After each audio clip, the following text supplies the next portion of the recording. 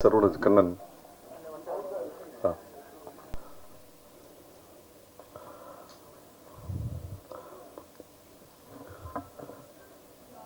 Okay சொல்லுமா.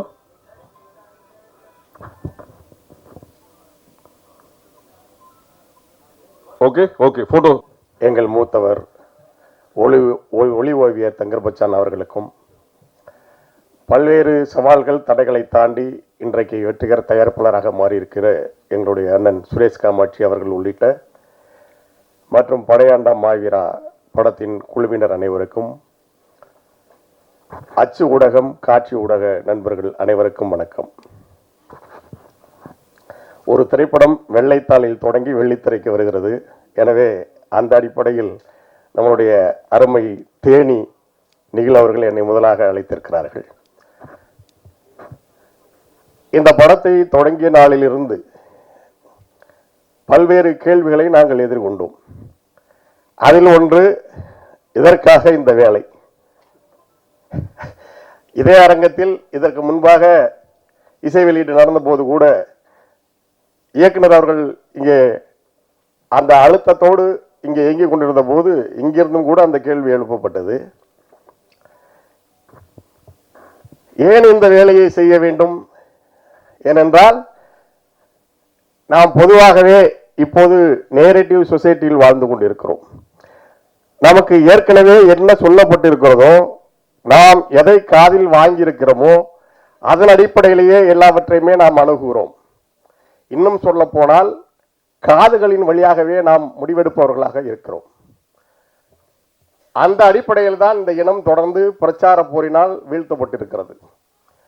தமிழர் தலைவர்கள் உருவாகி வரும்போதெல்லாம் மிக எளிதாக அவர்களை பல்வேறு அவதூறுகளால் வீழ்த்தி கொண்டே இருக்கிறார்கள். அப்படி வீழ்த்தப்பட்ட ஒரு உண்மையான மக்கள் தலைவர் தான் அண்ணன் காரவட்டி குரு அவர்கள். அவர் வீழ்ந்தாரா என்றால் வீழவில்லை. ஆனால் காரவட்டி குரு அவர்களை பற்றிய ஒரு பார்வை இன்றைக்கு எல்லோருக்கும் என்னவாக பதிந்திருக்கிறது என்று பார்த்தால், அதை திருத்தி உண்மையான காரவட்டி குரு யார், ஒரு சட்டமன்ற உறுப்பினர் என்பவர் எப்படி செயல்பட வேண்டும், தான் நேசித்த மக்களுக்காக ஒரு தலைவன் எவ்வாறு இயங்க வேண்டும் என்று சொல்ல வேண்டிய ஒரு கடமை ஒரு படைப்பாளியாக எமக்கு இருக்கிறது. நோபல் பரிசு பெற்ற ஆல்பர்ட் காமியூ சொல்கிறான், ஒரு உண்மையான படைப்பாளி என்பவன் அதிகாரத்திற்கு ஒருபோதும் துணை நிற்க மாட்டான். அவன் துன்பப்படுகிற மக்களுக்காகத்தான் பேசுவான். எந்த மக்களுக்கு பேசுவதற்கு வாய்ப்பு வழங்கப்படவில்லையோ, எந்த மக்களுக்கு பேசுவதற்கு வழி இல்லையோ, அந்த மக்களுக்காக பேசுகின்ற பொறுப்பை ஒரு உண்மையான படைப்பாளி ஏற்க வேண்டும். அந்த பொறுப்பை நாங்கள் ஏற்று இந்த படத்தை படைத்திருக்கிறோம். அதுதான் படையாண்ட மாவீரா. சுருக்கமாக நான் இங்கே அண்ணன் காரவட்டி குரு அவர்களை பற்றி சொல்லி முடிக்க விரும்புகிறேன். ஏனென்றால் நேரம் இல்லை, இங்கு நிறைய பேர் பேச வேண்டியிருக்கிறது. நாங்கள் மக்கள் தொலைக்காட்சிக்காக ஆட்டோ சங்கரின் மரண வாக்குமூலம் என்ற படைப்பையும், தமிழ்நாட்டின் தமிழ் தேசிய இனத்தின் வனக்காவலாக வாழ்ந்த ஐயா மாவீரன் அவர்கள் வீரப்பனார் அவர்களின் வாழ்க்கையையும் படைப்பாக செய்த போது தியாகராய நகரிலே பெருமதிப்பிற்குரிய ஐயா மருத்துவர் ராமதாஸ் அவர்களின் பொங்கு தமிழ் அறக்கட்டளை அந்த அலுவலகத்திலே அண்ணன் குரு அவர்களை அடிக்கடி சந்திக்கின்ற வாய்ப்பு எங்களுக்கு அமைந்தது. இங்கே அமைக்கப்பட்டிருக்கின்ற பிம்பத்துக்கும் அவருக்கும் எந்த தொடர்பும் இல்லை. அவர் ஒரு குழந்தை போன்றவர், மிக அரிதான நகைச்சுவை உணர்வு மிக அதிகம் உள்ளவர் அவர். இவரை பார்த்து இப்படியெல்லாம் இங்கே பிம்பத்தை கட்டமைக்கிறார்களே என்று அப்பொழுதே நாங்கள் சிந்தித்தது உண்டு. ஒரு சட்டமன்ற உறுப்பினர் அல்லது ஒரு நாடாளுமன்ற உறுப்பினர் அல்லது ஒரு அரசியல் தளத்திலே இருக்கின்ற ஒருவன் எப்படி இயங்க வேண்டும் என்று மக்களுக்கு தெரிந்திருக்கிறதா என்றால் இல்லை. அரசு சட்டமன்ற உறுப்பினரின் கடமை என்ன? அரசு கொண்டு வருகின்ற மக்கள் எதிரான திட்டங்களை எல்லாம் ஏற்றுக்கொண்டு அதற்கு கையெழுத்து போடுவது, அதுக்கு ஒப்புதல் தருவதா சட்டமன்ற உறுப்பினர் வேலை இல்லை. ஜெயங்கொண்டத்திலே பழுப்புள்ளை நிலக்கரி நிறுவனம் அமைப்பதற்காக, நிலக்கரி சுரங்கம் அமைப்பதற்காக மக்களின் நிலத்தை வாழ்வாதாரமாக இருக்கின்ற அந்த விளைநிலங்களை கைப்பற்ற வந்தபோது அதை தடுத்து நிறுத்தியவர் அண்ணன் காடுவட்டி குரு அவர்கள். இன்றைக்கு வரைக்கும் அங்கே ஜெயங்கொண்டம் நிலக்கரி ஆலை அமைக்கப்படவில்லை, சுரங்கம் தொடங்கப்பட முடியவில்லை. அதுக்கு மத்திய அரசே கடுமையாக எதிர்த்தவர். அரியலூர் மாவட்டத்திலே நீங்கள் மக்களுக்கு உடனடியாக வெள்ள நிவாரணம் தர வேண்டும், இல்லை என்றால் நான் வட்டாட்சியர் அலுவலகத்தை கொளுத்துவேன் என்று சொன்னார். இது அவர் ஒரு விஷயத்தை அணுகிற அந்த உண்மைத்தன்மையோடு, அந்த அக்கறையோடு, மக்கள் இருக்கிற அக்கறைக்குள்ள ஒரு தலைவன் எப்படி அணுகுவான் என்றால் இப்படித்தான் அணுகுவான். அவர் மீது வழக்கு பாய்ந்தது. பெரம்பலூர் மாவட்ட ஆட்சியர் அலுவலகம் மக்களுக்காக இயங்கவில்லை, சரிவர பணி செய்யவில்லை என்று பெரம்பலூர் மாவட்ட ஆட்சியர் அலுவலகத்தை இழுத்து பூட்டி சாவியை வீட்டுக்கு எடுத்து சென்று விட்டார். மாவட்ட ஆட்சியர் வீடு தேடி வந்து மன்னிப்பு கேட்டு பிறகு சாவியை வாங்கி சென்றார். இப்படி ஒரு அரசியல் தலைவனை காட்டுங்கள், இப்படி ஒரு மக்கள் தலைவனை காட்டுங்கள். இந்த முகம் மக்களுக்காக தன் வாழ்நாள் முழுவதும் வாழ்ந்த காடுவெட்டி குரு என்ற இந்த உண்மையான முகம் சமூகத்துக்கு தெரியுமா? திட்டமிட்டு மறைத்தார்கள். அவரை என்ன சொன்னார்கள், எப்படியெல்லாம் பேசினார், அதை நான் சொல்ல வேண்டிய அவசியம் இல்லை. இங்கே நாம் இந்த சமூகம் எப்படியான சமூகம், தமிழ் பேரினம் எப்படியான சமூகம், பெண்களுக்கு பாதுகாப்பு கொடுக்கிற சமூகம். கடுங்கோபத்தில் கண்ணகி மதுரை எரித்த போது கூட பெண்கள், குழந்தைகள், பசுக்கள் நீங்களாக என்று சொல்லிதான் எரித்தாள். ஆனால் பெண்களுக்கு பாதுகாப்பு இல்லாத ஒரு நிலையை இங்கே உருவாக்கினார்கள். தேவனை விட்டு தேவச்சியை கட்டு, கவுண்டனை விட்டு கவுண்டச்சியை கட்டு என்றெல்லாம் பேசுவது புரட்சியாக இருந்தது. எந்த பிணம் இருந்தாலும் பிணத்தின் சாதி பார்த்தார்கள். ஆனால் என் வீட்டு பெண்ணை எவன் தொட்டாலும் வெட்டுவேன் என்று சொல்லப்பட்ட ஒரு தலைவன், சொன்ன ஒரு தலைவன் சாதி தலைவராக பார்க்கப்பட்டார், சாதி வெறியனாக முன்னிறுத்தப்பட்டார். இல்லையா? அது இருந்து விட்டு போகட்டும். ஆனால் அவர் யார்? இதை மக்களுக்கு சொல்ல வேண்டிய தேவை இருக்கிறதா இல்லையா? அவர்தான் 7 அம்பேத்கர் சிலைகளை அங்கே அமைத்தார். அவர்தான் அழகாபுரத்திலே ஒடுக்கப்பட்ட மக்களை கோயிலுக்குள் மாலை போட்டு அழைத்து சென்றார். அவர்தான் அந்த மக்களுக்காக போராடினார். அவர் நெய்வேலி நிலக்கரியை, அந்த ஜெயங்கொண்ட நிலக்கரி ஆலையை வரவிடாமல் தடுத்தது யாருக்காக? வன்னியர்களுக்காகவா? ஒட்டுமொத்த மக்களுக்காகத்தான். தன்னுடைய வாழ்நாளில் மரணத்தை அவர் சுமந்ததும் இந்த மண்ணை எச்சரிப்பதற்காகத்தான். உங்களுக்கு தெரியுமா? 57 வயதிலே ஒரு மனிதன் இறந்தான். அவன் வாழ்ந்த வாழ்க்கை என்ன? அவரை ஒட்டுமொத்த சமூகம் நேசித்தது. 35 ஆண்டுகள் அரசியல் தலைவனாக அரசியல் களத்திலே இயங்கிய ஒருவர் தனக்கென்ற என்ன சேர்த்தார்? ஒரு பைசா கூட சேர்க்கல. அவரை தேடி தேடி வந்து கொண்டு வந்து கொடுத்த அத்தனை பணத்தையும் தான் நம்பிய தலைமைக்கும் தன்னுடைய மக்களுக்காக கொண்டு போய் சேர்த்தார். ஒரே ஒரு அரசியல் தலைவர் அவ்வளவு நேர்மையான ஒரு பணத்தால் விலைக்கு வாங்க முடியாத ஒரு தலைவரை காட்டுங்க. அவர்தான் காடுவெட்டி குரு. அவர்தான் காடுவெட்டி குரு. இந்த முகம் சமூகத்துக்கு சொல்லப்பட்டதா? இல்லை. திட்டமிட்டு அவரை வேறு பிம்பம் உருவாக்கினார்கள். அவரிடம் என்ன இருந்தது? ஒரு ஓட்டு வீடு. ஒரு வீடு கட்டுவதற்கு, ஒரு மாடி வீடாக கட்டுவதற்கு 15 ஆண்டுகள் போராடி இருக்கிறார். 2 வாகனங்கள், 2 வாகனங்களும் தவணையில் வாங்கப்பட்டது. இங்கே சென்னையிலே இதே போன்று பல்வேறு சாதி அமைப்புகள் வைத்திருக்கிறவர்கள் என்ன செய்கிறார்கள்? வடமாநிலத்திடம் வங்கியிலே போய் பணத்தை வாங்க வேண்டியது, கடனை வாங்க வேண்டியது, காரை வாங்க வேண்டியது, 4 தவணை கட்டிவிட்டு அந்த சேட்டையும் அந்த மாநிலத்தை வடமாநிலத்தை சேர்ந்தவரை மிரட்டி அந்த வாகனத்தை சொந்தமாக்கியவர்கள் இன்றைக்கு அரசியல் அமைப்பு நடந்து கொண்டிருக்கிறார்கள். ஆனால் அவர் நேர்மையாக இருந்தார். ஒரு பைசா தனக்குன்னு சேர்க்கல. கொண்டு வந்த பணத்தை எல்லாம் கொண்டு போய் கொடுத்தார். 100 கோடிக்கு மேல விலை பேசப்பட்டார் ஜெயலலிதா அவர்களால். ஆனால் அவர் விலை போகவில்லை. ஏனென்றால் அவர் ஏற்றுக்கொண்ட கொள்கையை நேசித்தார். இதுதான் காடுவெட்டி கூறு. இன்னும் சொல்லிக்கொண்டே போகலாம். வயல்வெளிகளிலே, விளைநிலங்களிலே மின் கோபுரம் அமைக்க வந்த அதிகாரியை பார்த்து நான் கையை வெட்டுவேன் என்று சொன்னார். வழக்கு வாங்கினார். எதற்காக? என் மக்களின் விளைநிலம், அதுதாண்டா எங்க நிலம், தாண்டா எங்களுக்கு வாழ்க்கை, நிலம் தாண்டா எங்களுக்கு மானம், நிலம் தாண்டா எங்களுக்கு எல்லாம். அதை அழிச்சுக்கிட்டே இருக்கீங்களே. எப்படியான மரணம் அவருக்கு? ஓடி ஓடி உழைத்த அவருக்கு தன்னுடைய உடல்நிலைக்கு அக்கறை செலுத்த முடியவில்லை. இன்றைக்கு குரு அவர்கள் மட்டுமல்ல, அங்கே நெய்வேலி, குறிஞ்சிப்பாடி, வடலூர், கடலூர் மாவட்டம் எல்லாமே நுரையீரல் தொற்று நோய்கள் அதிகம். ஏன் சொல்லுங்க? நுரையீரல், சிறுநீரக செயலிழப்பு, டயாலிசிஸ் சென்டர் அந்த பகுதியில் குறிஞ்சிப்பாடி, வடலூர், நெய்வேலியில் அதிகமாக இருக்கும்.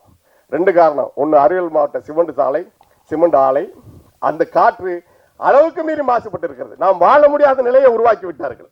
250 மடங்கு பாதரசமும் செலினியமும் அங்க கிடைக்கிற குடித்தண்ணீர்ல இருக்குது. அவ்வளவு இது மாசு கட்டுப்பாடு வாரியம் சொன்ன அளவு. அனுமதிக்கப்பட்ட அளவை விட 8 மடங்கு கார்பன் டை ஆக்சைடு காற்றுல கலந்துருக்குது.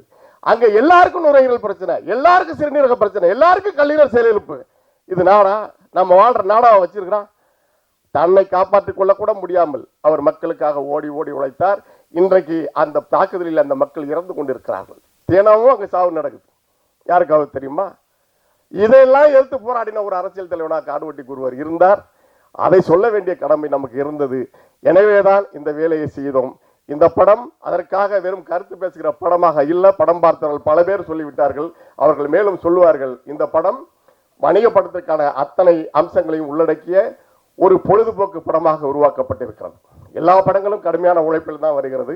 இந்த படத்திற்கும் கூடுதல் உழைப்பை இயக்குனர் அவர்களும் படக்குழுவினரும் செலுத்தியிருக்கிறார்கள். உங்களுடைய அன்பான ஆதரவை நாங்கள் வேண்டுகிறோம். நன்றி, வணக்கம். நன்றி. அடுத்ததாக நீங்களா ரொம்ப எமோஷனலாக நல்லா இருந்தது சார். பல தகவல் சொன்னீங்க. பெருமதிப்பிற்குரிய, பேரன்புக்குரிய, வணக்கத்திற்குரிய, மரியாதைக்குரிய, நிமிடத்திற்கு ஒரு முறை உடமாட்டுகின்ற மரியாதைக்குரிய நிகில்முருகன் அவர்களே, இந்த பிரசாத் ஸ்டுடியோ லேப் திரேட்டில் நானும் பல நிகழ்ச்சிக்கு வந்திருக்கேன். இந்த தேட்டரை யோசிச்சிருக்கேன், என்னடா ஒருத்தர் தடக்கெல்லாம் பாடுறாரு, தடக்கெல்லாம் வர்றாரு, இங்கிட்டு போனால் ஒரு ட்ரெஸ் மாத்துறாரு, அங்கிட்டு போனார், ஜிகனா அன்னைக்கு வைக்காம விட்டுருக்காரு. நல்ல வேலை நீங்கள் தப்பிச்சிங்க. நாளைக்கு வச்சிருங்க தம்பி. Okay, right. எல்லோருக்கும் என்னுடைய இனிய மாலை வணக்கம். தயாரிப்பாளர்களுக்கு அன்புக்குரிய நண்பன் தயாரிப்பாளர் சுரேஷ் காமாட்சி, தங்கர்பச்சன், படத்தினுடைய தயாரிப்பாளர் ராஜா, எல்லாத்துக்கும் ஊடக நண்பர்களுக்கு வணக்கம். விருத்தாச்சலம்னு நான் சொல்கிறத விருதாச்சலம்னு நான் கேள்விப்பட்டது என் அன்புக்குரிய நண்பன் தங்கர்பச்சன் அவர்கள் வந்து பவளக்கொடின்னு ஒரு படம் வந்து ஏவிஎம் ஸ்டுடியோவில் ஷூட்டிங். அப்போ தான் எனக்கு தங்கர்பச்சனை வந்து ஒரு நண்பர் அறிமுகப்படுத்தினார். அவர் கேமராமேன் ஒர்க் பண்ணிக்கிட்டு இருந்தார். நான் அங்கே வேறொரு படத்துக்காக போகும்போது அவர் வந்து எனக்கு விருதாச்சலம் பார்க்குங்க, விருத்தாச்சலத்தை விருதாச்சலம், இந்த மண் வாசனைங்கிறது, இந்த முந்திரிக்காடு, இதை பற்றி அவருடைய எழுத்தும் அவருடைய பேச்சும் தான் எனக்கு முதல்ல அறிமுகம். அதுக்கப்புறம் தான் எனக்கு மூலமாக அதை பற்றிலாம் செய்தி வந்தது. அந்த குழுவிலேருந்து அந்த தங்கர்பச்சனின் பள்ளிக்கூடத்திலேருந்து வந்த மாணவர் தான் கௌதமன். இந்த படத்தில் வந்து எனக்கு ஒரு போலீஸ் கான்ஸ்டபிள் அந்த பகுதியில் நிறையா பணியாற்றின ஒரு இது. ஸோ முந்திரிக்காடு, அந்த பக்கம் இருக்கிற அந்த பண்பாடு, இதெல்லாம் வந்து அந்த கடலைக்கொட்டையெல்லாம் எங்கள் ஊர் பக்கம் இருக்கிறதெல்லாம் வந்து இப்போ மொத்தமாக முடிஞ்சு போச்சு. அந்த பக்கம் இன்னும் அந்த விவசாயம் கொஞ்சம் இருக்குது, இன்னும் வாழுது. அதெல்லாம் போய் பார்க்கக்கூடிய ஒரு சந்தர்ப்பத்தை ஏற்படுத்தி கொடுத்ததுக்காக கௌதமனுக்கும், அதை எழுத்தாக எனக்கு சொன்ன தங்கர்பச்சனுக்கும் என்னுடைய மனமார்ந்த நன்றி. ரொம்ப பெரிய போராட்டத்துக்கு அப்புறம் ஒவ்வொரு நாளும் எனக்கு அழைப்பு விடுத்து ஒரு நிகழ்ச்சி சொல்லும்போது அவருக்குள்ளே இருக்கிற கொதிப்பு, அந்த வியாபாரம், ஒரு தயாரிப்பாளரை என்னென்ன படுத்துங்கிறத புரிஞ்சுக்கிட்டு என்னுடைய மனமார்ந்த வாழ்த்துக்களை தம்பி கௌதமனுக்கு. நீங்கள் வெற்றி பெறணும். உன்னுடைய உழைப்பும் உன்னுடைய உண்மையான ஈடுபாடும் இந்த படத்தை வந்து அடுத்த தளத்துக்கு கொண்டு செல்லணும். அதுக்கு ஊடகங்கள் ஒத்துழைக்க வேண்டும் என்று கேட்டுக்கொண்டு முடித்துக் கொள்கிறேன். நன்றி, வணக்கம். நன்றி. எல்லா சமூகத்துக்குமான பொதுமை பண்பாக மாற்றுங்கள். எங்கள் கண்ணீர் உங்கள் கண்ணீர், எங்கள் ரத்தம் உங்கள் ரத்தம், எங்கள் அவலம் உங்கள் அவலம். உங்கள் அவலத்துக்காகத்தான் ஒரு குறிப்பிட்ட பிரதேசத்தில் மட்டும் ஒரு மனிதன் போராடி மாய்ந்திருக்கிறான், வென்றிருக்கிறான் என்று சொல்லுங்கள். இந்த படத்தின் வெற்றி விழாவில் நான் கலந்து கொள்ளக்கூடிய வாய்ப்பு கிடைத்தால் அதைத்தான் நான் பெருமையாக கருதுவேன். நன்றி, வணக்கம். என் பேர் கோபி ஜெகதீஸ்வரன், ஒளிப்பதிவாளர். இந்த படத்தை பற்றி நான் சொல்லிடுறேன். நான் பாலமுரளிவர்மன் சார் வந்து இப்போ பேசிட்டு போனார் இல்லையா, அதே மாதிரி தான் படத்துலேயே வந்து அனல் தெரிக்க வந்து அவ்வளோ அருமையாக வந்து வசனங்கள் எழுதியிருக்காரு. இந்த படம் வந்து ரொம்ப நல்லா வந்திருக்கு. இந்த படத்தில் வந்து நான் ஒர்க் பண்ணதை வந்து நான் பெருமையாக வந்து நினைக்கிறேன். ஏன்னா படம் வந்து நேர்மையாக இருக்குது. கௌதமன் சார் டைரக்டர், அவர் வந்து இந்த படத்தை வந்து இயக்கி நடிச்சிருக்காரு. ரொம்ப அருமையாக பண்ணியிருக்காங்க இந்த படத்தை. மிகப்பெரிய பொறுப்புன்னு நினைக்கிறேன் இந்த படம். விகே ப்ரொடக்ஷன் சார்பாக இந்த படத்தை தயாரிச்சிருக்காங்க. அவங்களுக்கும் என்னோட நன்றிகள். அண்டு என்னோட யூனியன் செக்ரட்டரி திரு இளவரசு சார், அவங்களுக்கு நன்றி. அண்டு என்னோட நண்பர் வெற்றிவேல் மகேந்திரன், இந்த படத்தில் வந்து அவரும் வந்து கொஞ்சம் எனக்காக சப்போர்ட் பண்ணி ஒளிப்பதிவு பண்ணியிருக்காங்க. அவங்களுக்கும் என்னோட நன்றி. தேங்க்யூ. நன்றி. அடுத்ததாக திரு. எல்லாருக்கும் வணக்கம். என் பேர் கிருஷ்ணமூர்த்தி. செப்டம்பர் 19 நம்ம காடு வெட்டியோட வரலாறு படமாக எடுத்து ரிலீஸ் பண்ண போகிறோம். இதில் ஒரு மன வருத்தம் என்னன்னா, இந்த இன்ஸ்டாகிராம்லாம் என்னன்னே தெரியாது எனக்கு. இதான் முதல் முறை ஒரு 8-10 நாளாக அந்த இன்ஸ்டாகிராம் போட்டுட்ருக்கேன். அதில் என்ன வருதுன்னா, அந்த கமெண்ட்ஸ் வருது, அதை கேட்க முடியல. அது ஏன் அந்த மாதிரி அந்த கமெண்ட்ஸ் வருதுன்னே தெரியல. அது ஒரு 50,000 பேர், ஒரு 2 லட்சம் பேர், 3 லட்சம் பேர் பார்க்குறாங்க. அந்த கமெண்ட்ஸில் என்ன வருது, கேவலமான எவ்வளோ இந்த இனத்தை ஏன் இந்த மாதிரி ஒரு திணிச்சு வச்சுருக்காங்க தெரியல. ஏன்னா நம்ம அந்த காடு வெட்டியாரோட ஹிஸ்ட்ரியை நான் பார்த்து ஏன் இதுக்கு ஒத்துக்கணும்னா, அது எல்லா சமூகத்தோட மக்களும் ஒன்றா இருந்ததுனால தான் இதை நான் ஒத்துக்கணும், இதை எடுக்கிறதுக்கு. பட் இந்த சமூகத்தை ஏன் இவ்வளோ ஒரு திணிக்கிறாங்கன்னு தெரியல. அது எப்படி தான் அதை நான் சொல்கிறதுன்னு தெரியல. இது ஏன்னா எங்களாம் கிராமத்தில் பிறந்தவங்க. கிராமத்தில் பிறந்தா கிராமத்தில் எல்லா மாதிரியான ஒரு சமூகமும் இருக்காங்க. சமூகம்னாக்க நாங்கள் அந்த மாதிரி ஜாதி வரியை யாரையும் பார்த்தது கிடையாது. சொந்தம் பந்தம் அண்ணன் தம்பிங்கள தான் இருக்குது. இப்போ தலிதாக இருக்கட்டும், பனியனாக இருக்கட்டும், ஒரு 100 ஜாதியாக இருக்கட்டும், யாராக இருந்தாலும் அண்ணன் தம்பி தான் வளர்ந்துருக்குமே தவிர எங்களுக்கு இந்த ஜாதிங்கிறது என்னன்னே தெரியல. இந்த இன்ஸ்டாகிராமை பார்த்த பின்னாடி தெரியுது ஜாதினாக்க இவ்வளோ ஒரு வெறியில் பார்த்துட்டு இருக்காங்கன்னு சொல்லிட்டு.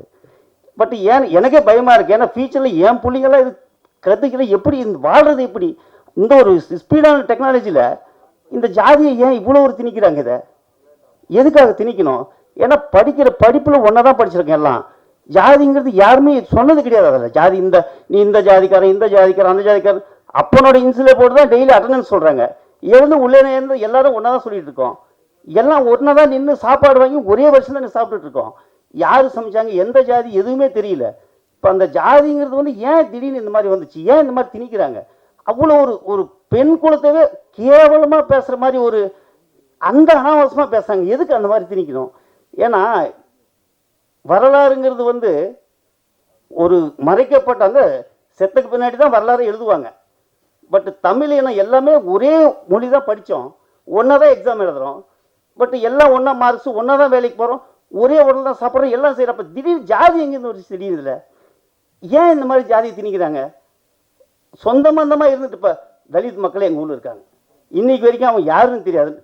மாமங்கிறான் என்ன, மச்சாங்கிறான் என்ன, சித்துப்பாங்கிறான் நாங்கள் ஒருத்தர், பெருப்பாங்கிறவங்க ஒருத்தர். அப்போ எந்த ஜாதியுமே எங்களுக்கு தெரியலையே. ஏன் இந்த சோசியல் மீடியாவில் இந்த ஒரு கேவலமான ஜாதி ஜாதி ஜாதினி குடி? ஏன்னா இருக்கிறத ஒரு கொஞ்சம் பேர் தான் இருக்கு. நம்ம யாரோ உள்ளே வந்துட்டு இருக்காங்க. இந்த கொஞ்சம் பேரி அழிக்கிறதுக்காக தான் ஒரு 4-5 பேர் இந்த அறவேக்காடுங்க சேர்ந்துன்னு இந்த ஜாதி அந்த ஜாதி அந்த ஜாதின்னு சொல்லிட்டு நம்ம இனத்தவே அழிக்கிறதுக்கு பார்த்துட்டு இருக்காங்க. ஏன்னா தமிழுங்கிறது வந்து இந்த உலகம் மண்ணு புறத்துலேருந்து முதல் பேசப்பட்டது தமிழ் தான். பட் இந்த தமிழ் இப்போ அழிகிற நிலைமைக்கு ஆயிடுச்சு. இன்னும் 20 வருஷம் போயிடுச்சுன்னா இப்போ அதை ஆர்டிஃபிஷியல் இன்டெலிஜென்ஸ் வந்துருச்சு, ரொம்ப டெக்னாலஜின்னு சொல்லிட்டு இன்னும் 20 வருஷத்தில் தமிழ் இல்லாத போயிடும். கடைசியில் யாரோ வந்து பேசிட்டு அவன் முதலாளி ஆகிட்டு தமிழ் இப்படி இருந்துச்சு, இந்த இனம் இப்படி இருந்துச்சு, இதை தான் நம்ம வரலாறை பார்க்க போகிறோமே தவிர நம்ம தமிழை காப்பாற்றணும்னு எங்களுக்கே தெரியல. அது ஏன்னா நான் இந்த ஊரில் இல்லை, எங்கேயோ 10-20 மாநிலத்தில் எங்கேயோ வேலை செஞ்சுட்டு இருக்கிறவன் நான். எனக்கு இதை பற்றி தெரியாது.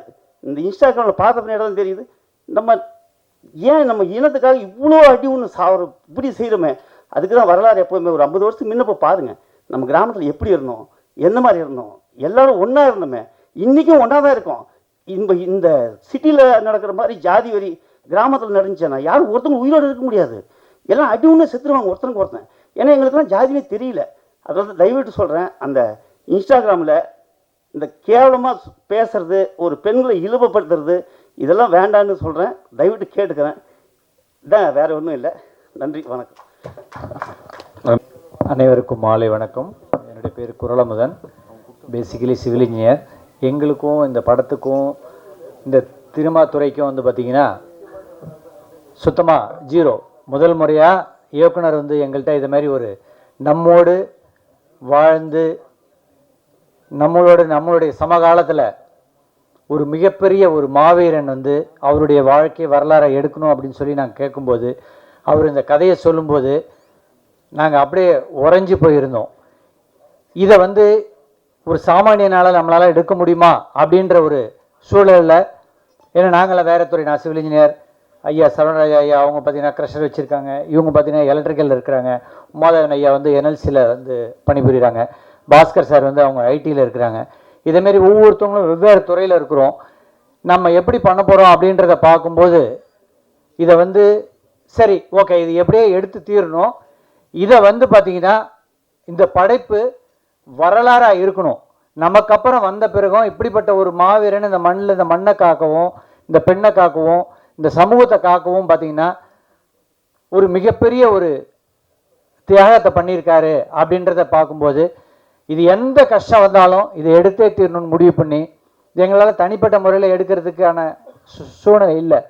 அப்போ க்ரௌட் ஃபண்டிங் முறையில் ஆல்ரெடி நாங்கள் எல்லாருமே வந்து பார்த்திங்கன்னா இந்த விகே ப்ரொடக்ஷன் சொல்கிறீங்களா, அதுமாரி விகே குழுமம்னு சொல்லிட்டு நாங்கள் விகே மார்ட் அப்படின்னு சொல்லி சூப்பர் மார்க்கெட் கிட்டத்தட்ட ஒரு 32 கடைகள் வந்து வட மாவட்டங்களில் நாங்கள் நடத்திட்டு இருக்கிறோம். அந்த குழுமம் எல்லாம் ஒன்று சேர்ந்து அதுக்கு பார்த்தீங்கன்னா நிறுவனராக இருக்கக்கூடிய திரு நீலமேகம் அவங்க இது என்ன ஒன்றும் பிரச்சனை இல்லை பண்ணிக்கலாம் நம்ம வாங்க அப்படின்னு சொல்லி அன்றைக்கி முதல்ல நம்ம திட்டமிட்டது ஒரு 6 கோடி ரூபாயில் பண்ணலாம் அப்படின்னு தான். அவங்க வந்து கொடுத்த ஒரு உற்சாகத்தில் நாங்கள் எல்லாருமே ஒன்றா சேர்ந்து ஒவ்வொரு இடமா போய் ஒவ்வொரு இடமும் பார்த்து கலெக்ஷன் பண்ணி அதுக்கப்புறம் பார்த்திங்கன்னா ஒரு அளவு கொண்டு வந்த பிறகு எங்களால் மேலும் இது வந்து பார்த்திங்கன்னா நிறைய ஸ்டார் வேல்யூ உள்ள பீப்புள் எல்லாருமே நடிச்சிருக்காங்க. ஒரு மிகப்பெரிய ஒரு திரைப்படமாக வந்திருக்குது. இது நீங்கள் பார்த்துருப்பீங்க. எல்லாமே அவ்வளோ டெக்னீஷியன்ஸும் அவ்வளோ ஸ்டார் வேல்யூ உள்ள பீப்புள்ஸும் நடிச்சிருக்காங்க. இந்த அளவு பிரம்மாண்டமாக கொண்டு போகும்போது பார்த்திங்கன்னா நமக்கு பொருள் செலவு அதிகமாச்சு. அந்த நேரத்தில் நாங்கள் வந்து திரு கிருஷ்ணமூர்த்தி வந்து பேசுகிறாங்க இல்லையா, அவங்கள அப்ரோச் பண்ணோம். அவங்க ஹூக்ளியில் இருக்காங்க, தாவணகிரியில். அங்கே போனோடனே எங்களை கூப்பிட்டு நாங்கள் இந்த விஷயத்த சொன்னோடனே அவர் எங்களை இன்முகத்தோடு அழைச்சி அவர் எங்களுக்கு கை கொடுத்து வாங்க நாங்கள் நிற்கிறோம் அப்படின்னாரு. அப்புறம் அவர் வந்து பண்ண பிறகு ஒரு குறிப்பிட்ட ஸ்டேஜுக்கு மேலே திருப்பி போக முடியல. ஐயா சரவணராஜ் ஐயாட்ட வந்து பார்த்தோம். அவங்க வந்து கூப்பிட்டு அவங்க எங்களுக்கு கை கொடுத்து மலை போல் நின்று எல்லாமே எங்களை வந்து சப்போர்ட்டாக இருந்து இந்த திரைக்காவியத்தை எடுத்திருக்கோம். நாங்கள் ஒரு சாமியினர் எல்லாமே வெவ்வேறு துறையில் இருந்து பண்ணியிருக்கிறோம். இந்த படைப்பை உங்கள்கிட்ட கொண்டு வந்திருக்கிறோம். கிருஷ்ணமூர்த்தி சொன்ன மாதிரி இதை வந்து ஒதுக்கிடாதீங்க, இதை பாருங்க. அவ்வளவும் நம்மளுடைய மக்கள் வந்து இரு பெரு சமூகங்கள், பெரிய சமூகம். இந்த இரு பெரு சமூகங்கள் வந்து ஒன்று சேர்ந்தா தமிழ்நாட்டுக்கே வளர்ச்சி, மொத்த தமிழ்நாடும் வளரும். அப்படிப்பட்ட விஷயங்களை மிகப்பெரிய அளவில் வந்து பார்த்திங்கன்னா இதை வந்து உணர்ச்சி பூர்வமாக கௌதமன் இயக்குனர் வந்து ரொம்ப இதை ஒரு 3 ஆண்டுகள் 4 ஆண்டுகள் தவமாக இருந்து இதை பண்ணியிருக்காங்க. ஒவ்வொரு ஃப்ரேமும் ஒவ்வொரு விஷயங்களையும் வந்து பார்த்திங்கன்னா அவர் இதில் வாழ்ந்து இதை எல்லாத்தையுமே பண்ணியிருக்காங்க. அந்த அளவுக்கு சிறப்பாக பண்ணியிருக்கூடியதை நீங்கள் எல்லாரும் இதை பெரிய அளவில் ப்ரமோட் பண்ணணும். எந்த பாகுபாடு இல்லாமல் இந்த திரைப்படத்தை மிகப்பெரிய வெற்றின்றது நாங்கள் வந்து பார்த்துட்டோம், எங்கள் கண் முன்னால் பார்த்துட்டோம், இது எல்லாமே தெரியுது. இருந்தாலும் உங்களுடைய ஒத்துழைப்பும் இருந்ததுன்னா இது மாபெரும் வெற்றியாக வரணும். இதேமாரி வெற்றியாக வரும்போது இதை மாதிரியான நம்மளோட வாழ்ந்த நம்மளுடைய ஒவ்வொரு உறவுகளுடைய வரலாற்றையும் நாங்கள் எடுக்கிறதுக்கு எங்களுக்கு ஒரு உத்வேகமாக இருக்கும். நன்றி, வணக்கம்.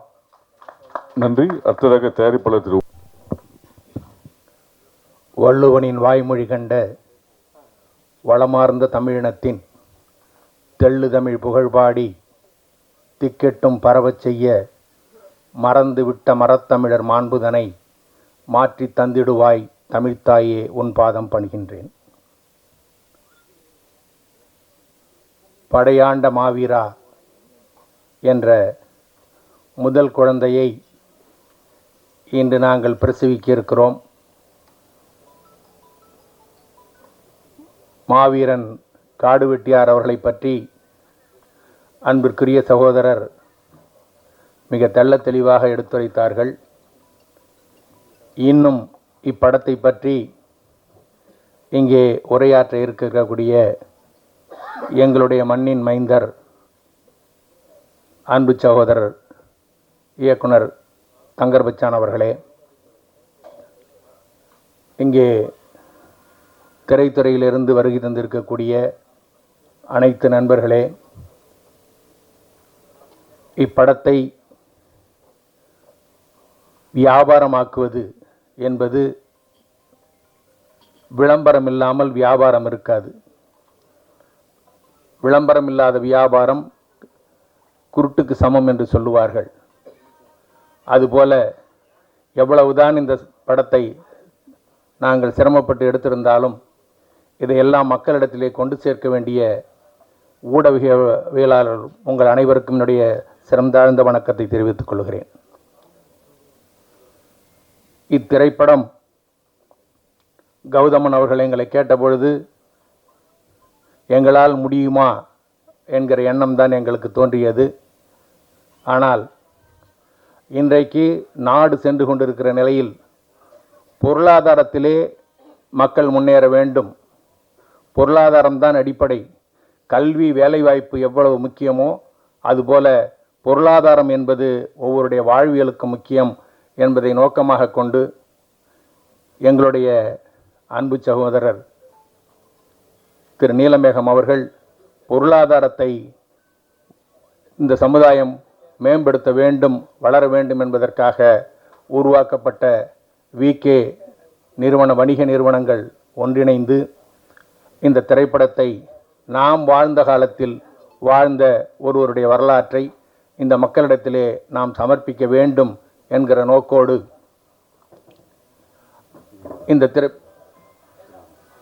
இந்த படத்தை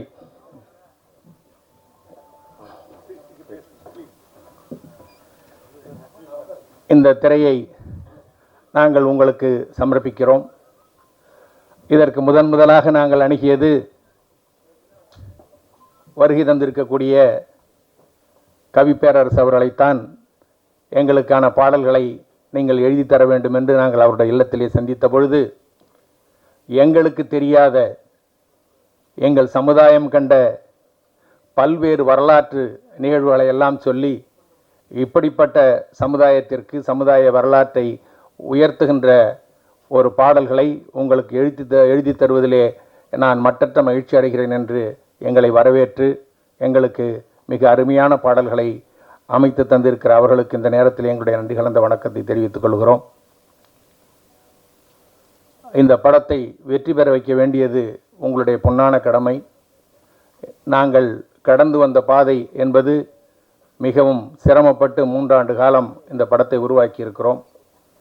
ஆகவே மிக எளிமையாக சொல்ல வேண்டும் என்று சொன்னால், இரு பெரும் சமுதாயங்கள் பிரிந்து கிடக்கின்ற இந்த சமுதாயம் அனைவருமாக தமிழ் சமுதாயமாக ஒன்று சேர வேண்டும், தமிழ்ச்சாதியாக மட்டுமே இந்த மக்கள் பார்க்கப்பட வேண்டும் என்கிற உயரிய நோக்கத்தோடு கௌதமன் அவர்களால் இந்த படம் இயக்கப்பட்டிருக்கிறது.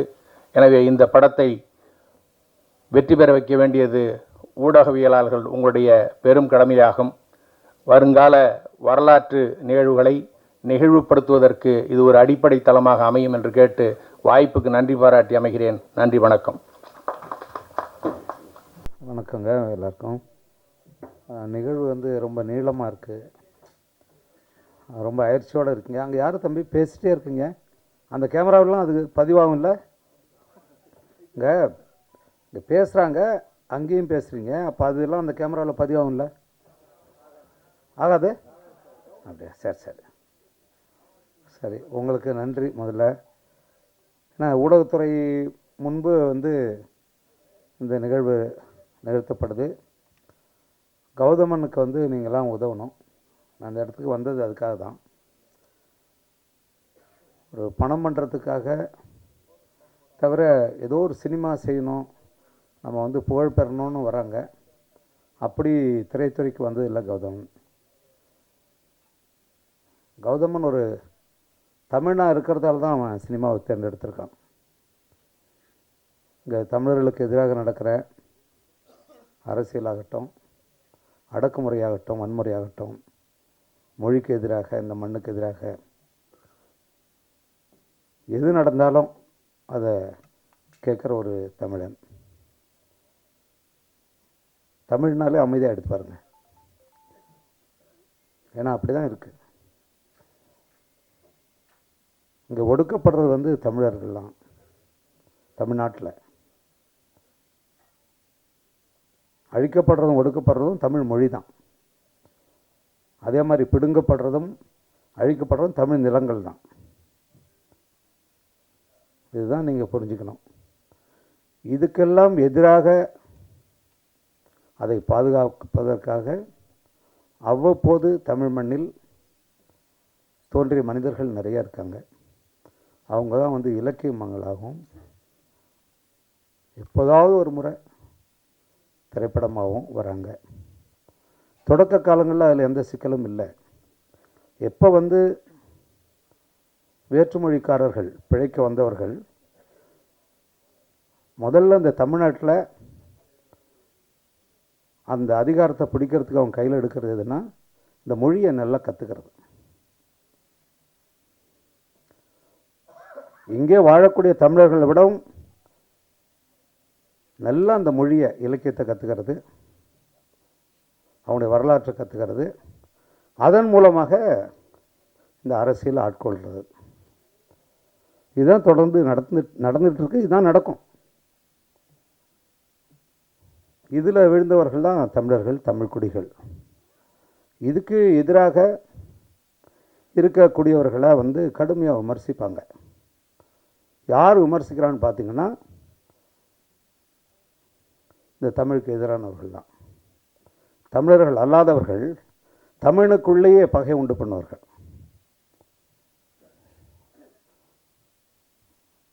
இந்த காணொலியை சும்மா அப்படி கையடக்கு பேசியில் பார்க்குறது, இல்லை தொலைக்காட்சியில் பார்க்குறவங்க ஒரு பக்கம். ஆனால் ஒரு வெறுப்போட இந்த காணொலியை ஆர்வத்தோடு பார்க்குறவங்களோடவும் வெறுப்போடு பார்க்குறவங்க இன்றைக்கி அதிகமாயிட்டாங்க. இருக்கிற பசியிலேயே பெரிய பசி ஊடக பசி தான். அந்த 24 மணி நேரம் அது வந்து ஒரு ஒரு வெறியோடு இயங்கிக்கிட்டே இருக்கு. எவனா ஏதாவது சொல்லணும், அதை பார்க்கணும், அதன் மூலமாக அவங்க பொருள் ஈட்டுறது தான் இப்போ இன்றைக்கி ஊடகத்தினுடைய தேவையாக இருக்குது. அதன் மூலமாக என்ன ஆகுதுன்னா, இன்றைக்கு வந்து நீங்கள் போய் மனநோயாளிகளை வெளியில் தேட வேண்டிய அவசியம் இல்லை. நீங்கள் மனநோய் மருத்துவமனைக்கு போக வேண்டிய அவசியம் இல்லை. எல்லாம் அந்த ஊடகத்துக்குள்ளே தான் இயங்கிட்டு இருக்காங்க. கமெண்ட் பேருங்கிறத ஃபாலோ பண்ணுறங்கிற பேரில் பார்த்தீங்கன்னா எல்லாம் அந்த மனநோயாளிகள் தான். இவனெல்லாம் வந்து எவனும் வந்து சொந்த அடையாளத்தோடு இருக்க மாட்டான். எல்லாம் போலி முகவரிகள் வச்சுக்கிட்டவங்கள கடுமையாக தாக்குவான். இவங்களாம் தாக்குறவங்க யாருன்னா இன்றைக்கி இந்த கட்சிகளினுடைய கொத்தடிமைகளாக, கைக்கூலிகளாக, ஒரு பதிவுக்கு 200 ரூபா வாங்குகிற ஆட்களாக இருக்காங்க. இவங்கள வச்சுக்கிட்டு தான் அந்த அரசியல் இன்றைக்கி கட்டமைக்கப்படுது. இந்த மண்ணுக்கும் மக்களுக்கும் இந்த மொழிக்கும் தேவையான உடனடியான ஒரு காரியத்தை அதை முடக்கி வேறு இடத்துக்கு கொண்டு போக முடியும் உங்களால். ஏன்னா அவங்களுக்கு பணத்தை அள்ளி கொட்டப்படுது. இன்றைக்கு வந்து பெரிய தொழில் இது தெரியுமா? சமூக ஊடகங்களில் இயங்கிறது தான்.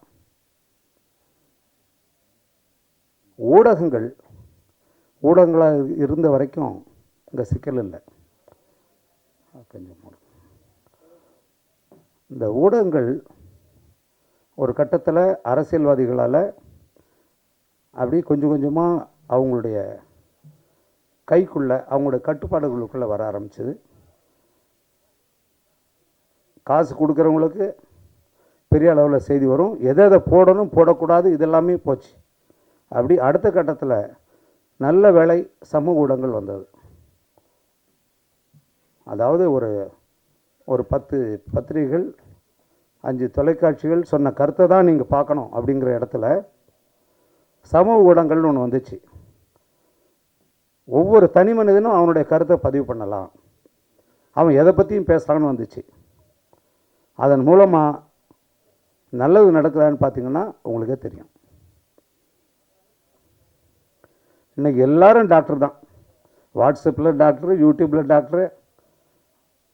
நீங்கள் எதை பற்றி பேசலாம், என்ன வேணாலும் செய்யலாம். இதுக்கு இடையில தான் இந்த உண்மையான செய்திகள் படாத பாடுபடுது. எப்படி வந்து உண்மையிலேயே இந்த மக்களுக்கு, இந்த இனத்துக்கு, இந்த மொழிக்கு, இந்த சமுதாயத்துக்கு நம்ம ஏதாவது நம்முடைய அரசியல் மூலமாக பங்களிப்பு செய்யணும், இந்த மக்களாட்சியின் மூலமாக உள்ளே போய் தேர்தல் அரசியலுக்குள்ளே இருந்து தான் செய்யணும்னு வர்ற ஒருத்தன் உள்ளே வந்தான்னா அவனை தாக்குதல் பண்ணி காலி பண்ணிட்டோம். அது செய்ய முடியாது. அது செய்கிறதெல்லாம் யாருன்னா இந்த 200 ரூபா கேஸ் தான் எல்லாம். தவிர அந்தந்த கட்சி அவங்கள அப்படி சிந்திக்க விடாமல் பண்ணி வச்சிருக்கு. எது சொன்னாலும் வந்து பின்னாடி பேசிகிட்டு இருப்பான். இப்போ இதுக்குள்ளேருந்து வரணும்ல, ஒரு நல்ல அரசியல் தலைவர் வரணும்ல. வரலன்னா யாருக்கு நட்டம்? அதே மாதிரி ஒரு நல்ல சினிமா இங்கே வந்து வெற்றி பெற்றதை விடவும் மக்களுக்கு பயன்படாத இருக்கிற, எப்படி நீங்கள் ஒரு உணவகத்தில் சாப்பிட்டு அங்கேயே கை தொடச்சிட்டு வரீங்களோ, அடுத்து உங்களுக்கு தெரியாது. அது அடுத்த வேளை வந்துடும், என்ன சாப்பிட்டோன்னு தெரியாது. அப்படிப்பட்ட படங்கள் தான் இங்கே மக்களுடைய பணத்தை பிடிங்கிருக்கு. அதில் தான் உங்களோட நேரத்தை தொலைச்சிருக்கீங்க. அப்படிப்பட்ட படங்கள் தான் கொண்டாடப்படுது. அப்படிப்பட்ட நடிகர்கள், இயக்குநர்கள், இவங்க தான் வந்து இன்றைக்கி பெரிய அரசியல்வாதிகள்கிட்ட இருக்கிற பணத்தை விட அவங்ககிட்ட தான் அதிகமாக இருக்குது. அண்ணன் ஒன்று சொல்லுவார்னு நினச்சேன், அது வேற எங்கேயோ ஓட்டார். இத்தனை துணை தொழில்நுட்பங்களோட, கதாசிரியர்களோட, எல்லாரோட துணையோட உருவாகிற ஒரு திரைப்படைப்பு ஏன் இன்றைக்கு தோல்வி அடையுது அப்படின்றது காரணம் என்னென்னா, மக்கள் வந்து பார்க்காதால இல்லை, அப்படிப்பட்ட படைப்புகள் இல்லாதால தான். அந்த படைப்புகள் மக்கள்கிட்ட போய் சென்றடையாததுக்கு காரணம் இந்த ஊடகங்கள் தான். அது காரணம் என்னென்னா நடிகர்கள் தான். நடிகர்கள்னால் என்னென்னா, ஒரு 4-5 நடிகர்கள் 8 நடிகர்கள் இருக்காங்கன்னா அவங்க விரும்புகிற படம் தான் அங்கே படம் வரும். அப்போ அவங்க தான் முடிவு செய்கிறாங்க. அது கதையெல்லாம் தேவை கிடையாது, ஒன்றும் கிடையாது. நீங்கள் எல்லோரும் தான் பார்க்குறீங்க. எதுக்கு கேமராவை தூக்கிட்டு ஓடுறீங்க? காலைல 3 மணிக்கு காட்சி போடுறீங்க, அந்த சினிமாவை போய் காட்டிக்கிட்டு இருக்கீங்க, மக்கள் கருத்துன்னு கொண்டாடுறீங்க. ஒரு நல்ல சினிமா யாராவது போய் எடுத்துருக்கீங்களா? நீங்கள் அவங்களோட கருத்தை கேட்டுருக்கீங்களா? அந்த படத்தில் என்ன இருக்குன்ட்டு போகிறீங்க நீங்கள்? இது 500 கோடி வசூல் பண்ணும்.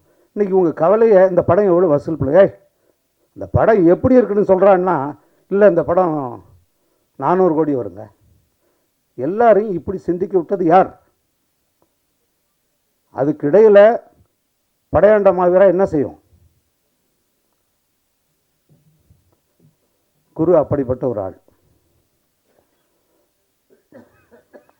மாவீரன் குரு அவரோடெல்லாம் நாங்கள் பழகியிருக்கோம். அரசியல்வாதியாக இல்லை, ஒரு தமிழ்னாக மிக இளகிய மனதுடைய ஒருத்தர். வந்து 91ஆம் ஆண்டுன்னு நினைக்கிறேன், 92ஆ தெரியல. சுரேஷ் கமாட்சியில் வேலை பார்த்திங்க, மறுமலர்ச்சி எந்த ஆண்டு தெரியல. அவர் அவ்வளோ ஆண்டு 35-38 ஆண்டுகள் நினைக்கிறேன். அந்த படத்தில் நான் பணியாற்றியிருக்கேன் ஒளிப்பதிவாளராக. தமிழில் மட்டுமில்லை, இந்தியாவில் வந்து வெளியான ஒரு வணிக சினிமா அந்த எல்லைக்குள்ள ஒரு மிகச்சிறந்த ஆகச்சிறந்த ஒரு படைப்பு மறுமலர்ச்சி படம். நீங்கள் இப்போவும் பார்க்கலாம். அந்த படம் தமிழ்நாட்டினுடைய ஒரு நிலப்பகுதிகளில் இருக்கக்கூடிய ஒரு சாதிக்குள்ளே இருக்கிற ஒரு சின்ன ஊரினுடைய தலைவரை பற்றி தான் பேசுது. அதுக்குள்ளே ஒட்டுமொத்த தமிழ் மண்ணோட தமிழ் பண்பாட்டுடைய கலாச்சார சாரம் அதுக்குள்ளே இருக்கும். யாருக்குள்ளேயும் எந்த பகைமையும் இல்லாமல், வன்முறை தீண்டாமை எதுவுமே இல்லாமல் பெண்களை மதிக்கிற ஒரு மனிதன் குறித்த ஒரு படம் அது. அது யாராவது காயப்பிடிச்ச அந்த படம் கோயம்புத்தூரில் 120ஆவது நாள் நான் பாடத்தேன். அந்த படம் ஏதோ ஒரு படப்பிடிப்புக்கு போயிருந்தேன். எனக்கு படம் போய் நான் பார்க்கவும் நேரம் இல்லை. அப்போல்லாம் ஒரு 2 படம் 3 படம் நான் படப்பிடிப்பில் இருந்துக்கிட்டே இருப்பேன். ஏன் அதை சொல்கிறேன்னா, ஒரு நிலப்பகுதியில் இருக்கக்கூடிய அங்கே இருக்கக்கூடிய அந்த மக்கள் குறித்த அரசியலுக்கு தலைவனாக இருக்கக்கூடியவர்களை பற்றி படம் எடுத்தால் அது சாதி படம்னு சொல்லக்கூடாது. அப்படி சொல்லி நீங்கள் ஒதுக்கிட பார்க்குறீங்க. அதை செய்கிறதெல்லாம் யாருன்னு தெரியும். அதனால் நீங்கள் ஒரு படத்தை ஒதுக்கிட நினைக்காதீங்க. ஏன்னா இந்த படம் வந்து அதுக்குள்ளே என்ன இருக்குன்னு எனக்கு தெரியாது. ஆனால் மாவீரன் குரு அவர்களுடைய வாழ்க்கை எனக்கு தெரியும். எனக்கு ரொம்ப வியப்பாக இருந்துச்சு. இந்த படத்தை வந்து கதையை எடுக்கிறாங்கன்னொடனே இப்படி நிறைய பேர் இருக்காங்க, நிறைய பேர் எடுக்க வேண்டியிருக்கு. தமிழ் மண்ணில் மறைக்கப்பட்ட ஒரு பெரிய மாமனிதர்களுடைய வரலாற்றை நிறைய நம்ம செய்ய வேண்டியிருக்கு. இந்த படத்தை சரியாக மக்கள்கிட்ட கொண்டு போகணும் கதுமன். அதை கொண்டு போக நீங்கள் தவறுற மாதிரி எனக்கு தெரியுது. தவறுறதுன்னா வேண்டுமென்றே இல்லை, இது சரியாக போய் சேரணும். ஏன்னா காலம் மிக குறைவாக இருக்குது. இது வந்து ஒரு படம் முடிஞ்சு வரும்போது நிறைய செய்தி ஒரு படம் அதான் சொன்னேன்லங்க, ஒரு ஹோட்டலில் போய் தலைப்பகாட்டி பிரியாணியில் போய் சாப்பிட்டுட்டு வெளியில் வந்தோடனே தொடச்சிட்டு வர்ற மாதிரி இருக்கக்கூடாது. அடுத்த வேலை அது உங்களோட ஏதோ ஒரு செய்தியை கடத்தணும், அடுத்த தலைமுறைக்கு ஒன்று கடத்தணும், உங்களை எந்த வகையிலாவது சிந்திக்கணும், ஒரு மாற்றத்தை உருவாக்கணும். அதுதான் படைப்பு. அப்படி ஒரு படைப்பாக இது இருக்கணும்னு நான் நினைக்கிறேன். ஏன்னா எல்லோரும் பேசுனதை பார்த்தா வைரமுத்தண்ணன் வந்து அவர் இடத்துக்கு தகுந்த மாதிரி பேசுவார், அவர் இடத்துக்கு தகுந்த மாதிரி பேசுவார், ஆளுக்கு தகுந்த மாதிரி எழுதுவார், எல்லாம் அது அதோடது. ஆனால் அதையும் தாண்டி இந்த படத்துக்கு அவருடைய பங்களிப்பை ஏன்னா பாடலாம் வெளியாயிடுச்சுல, நான் கேட்டேன்ல, அந்த தமிழை அப்படி கொடுத்துருக்காரு. உண்மையில் இதில் வந்து பொய் சொல்லாடல் இல்லாமல் அதை எழுதியிருக்காரு. ஜிவி பிரகாஷ் இருக்கார். எனக்கு பிடிச்ச இளையராஜாவுக்கு பிறகு சமகாலத்தில் இருக்கக்கூடிய ஒரு மிக தேர்ந்த ஒரு இசைக்கலைஞன். அப்புறம் பாருங்கள், இந்த அவ்வளோ நடிகர்கள் இருக்காங்க. நிறைய நடிகர்கள் இருக்கிறதால ஒரு படத்தை பார்க்கணுன்னு அவசியம் இல்லை. தேவைப்படாத மக்களுக்கு அவசியமில்லாத படங்களில் தான் நிறைய நடிகர்கள் இருப்பாங்க பொதுவாக. அப்படி ஒரு நல்ல ஒரு கருத்தை சொல்லக்கூடிய ஒரு படத்தில் எல்லாரும் இருக்காங்க. ஒரு என்ன சொல்கிறதுன்னா, ஒன்றுமே இல்லாத ஒரு படத்தை வந்து பின்னாடி சொல்லிக்கிட்டே இருப்பாங்க. அப்படி படம் இப்படி படம் அது செய்வாங்க, என்னென்னமோ நடக்கும். அது திட்டமிட்டு நடக்குது. இங்கே யாருக்கும் யாருக்குள்ளே எந்த ஒரு விரோதமும் கிடையாது. குருவுடைய அரசியல் என்னென்னா, இந்த ஒடுக்கப்பட்ட விளிம்பு நிலை தலித் மக்களுக்கான ஆதரவோடு தான் அவருடைய அரசியல் இருந்துச்சு. ஆனால் அவரை வந்து அந்த சாதிக்கு எதிரானவர்களாக கட்டமைச்சது யாருன்னா, இந்த 2 சமுதாயத்தையும் பிரித்து ஓட்டு வாங்கி பிழைப்பு நடத்துகிற அதிகாரத்தை தக்க வச்சிருக்கிற இந்த அரசியல் கூட்டம்தான் இவங்களுக்குள்ளே தொடர்ந்து அந்த ரத்தத்தை குடித்து அதிகாரத்தை சுவைச்சிக்கிட்டு இருக்கு. அதெல்லாம் இப்போ வேஷம் கலைஞ்சிக்கிட்டு இருக்கு. கொஞ்சம் கொஞ்சமாக அந்த வேஷம் கலைஞ்சிக்கிட்டு இருக்கு. இந்த படம் அந்த வேஷத்தை இன்னும் அதிகமாக கலைக்கும்னு நான் நினைக்கிறேன். குறிப்பாக சொல்லணும்னா, அவங்க வந்து இந்த படத்தில் நிறைய பணம் சம்பாதிச்சு நம்ம எடுத்துகிட்டு போகணும் அப்படிங்கிறதுக்காக இவங்கள நான் இப்போ தான் பார்க்குறேன் மேடையிலே. அதுக்காக இவங்க வரல. ஒரு நல்ல மனிதரை பற்றிய ஒரு படம் இது மக்களுக்கு போகணுங்கிறதுக்காக எடுத்திருக்காங்க. அது மக்கள்கிட்ட போகணுங்கிறதான் என்னுடைய விருப்பம். ஒரு சரியில்லாத ஒரு படம் ஓடக்கூடாதுன்னு சொல்கிறாள் நான். அது எதுக்கு ஓடணும்? அது தேவையில்லை. அப்புறம் வந்து ஒரு ஒரு ஒரு ஆள் நடிக்கிறதாலேயே நீ நல்லா பெரிய ஆளாக வரணும் அப்படின்னு சொல்கிறது. அவன் எப்படி நடிக்கிறான்னு பாருங்கள் முதல்ல, அப்புறம் பெரிய ஆளாக வரட்டும்னு சொல்கிறாள். அப்படி தான் இருக்கணும் யாரானாலும். கௌதமனுக்கு வந்து இது ஒரு, ஏன்னா கௌதமன் வந்து நீ மறந்துருப்ப கௌதமன், எனக்கு நினைவு இருக்குது. இங்கே தான் குமரன் காலனி எங்கே இருக்குது? இங்கே இருக்கா? இருக்கு. அதில் 4வது தெருவில் பாலு ஆனந்த் அப்படின்னு ஒரு இயக்குனர், அவரோட நான் ஒரு படம் நான் எடுத்து வெளிவராத படம் அது ஒன்று தான். அந்த படம் பாதியிலே நின்றுச்சு, எடுக்கலை. ஒரு 4 நாள்லேயே நின்று போச்சு. அது 92வா 92? எப்பா எவ்வளோ காலம், 33 வருஷம் ஆண்டா, 35 38. அந்த ஆண்டில் நான் பார்க்குறேன் ஒரு பையன், நான் வந்து உளுந்து கதறான், அங்கே நடித்து காட்டுறான் பயங்கர. இப்போ என்ன 15-16 வயசு தான் இருக்கும். அது அவனுக்கு இருந்து அப்படி இப்படி கதை சிவாஜி மாதிரி நடிக்கிறான், அதை நடிக்கிறான், வாய்ப்புக்கு இது பண்ணி காட்டுறான். அது ஓரமாக நிற்கிறான். யார்ரா அந்த பையன் என்னடா பார்த்து நடிக்க வாய்ப்பு தேடி வந்த ஒரு கௌதமன். அன்னையிலேருந்து நான் பார்க்குறேன். கௌதமனுடைய இயக்கத்தில் நான் ஃபோட்டோகிராஃபி பண்ணேன். அப்புறம் என்னோட அவர் உதவியாளராக இருந்தார்.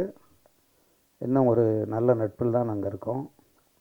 ஒரு இன்றைக்கு இருக்கிற அரசியல் தமிழ் போராளிகள்லாம் பார்க்குறீங்க நீங்கள். அதில் வந்து அவங்களுடைய தளத்தில் இருந்துக்கிட்டு அதே ஒரு கருத்தியலோட எது வந்தாலும் நான் அதை தான் செய்வேன்றவங்க வேறு, காலத்துக்கு தகுந்த மாதிரி தன்னை மாற்றிக்கிறவங்க வேறு. கௌதமன் அப்படிலாம் இல்லை. அவன் எடுத்த அந்த தமிழ் தேசிய கொள்கையில் அப்படி நிற்கிற ஒரு ஆள். அவங்க அப்பா வந்து ஒரு கம்யூனிஸ்ட்டு, ஒரு பெரிய ஒரு தொண்டர். அவர் ஒரு பெரிய தோழர். அவங்க அப்பா கௌதமனுடைய இந்த குணத்தெல்லாம் கொடுத்துருக்கிறது அவங்க அப்பா தான். அதுதான் இந்த படத்தை வந்து கொடுத்துருக்கு. ரொம்ப மகிழ்ச்சி உங்களோட. இது வந்து எல்லா கருத்தையும் சொல்கிற மேடை இல்லை முதல்ல. இதை ஏன் நான் திரும்ப திரும்ப திரும்ப சொல்கிறேன்னா, இந்த மனநோயாளிகள் ஒரு படத்தை பார்க்காம உங்கள் கருத்தை சொல்லாதீங்க.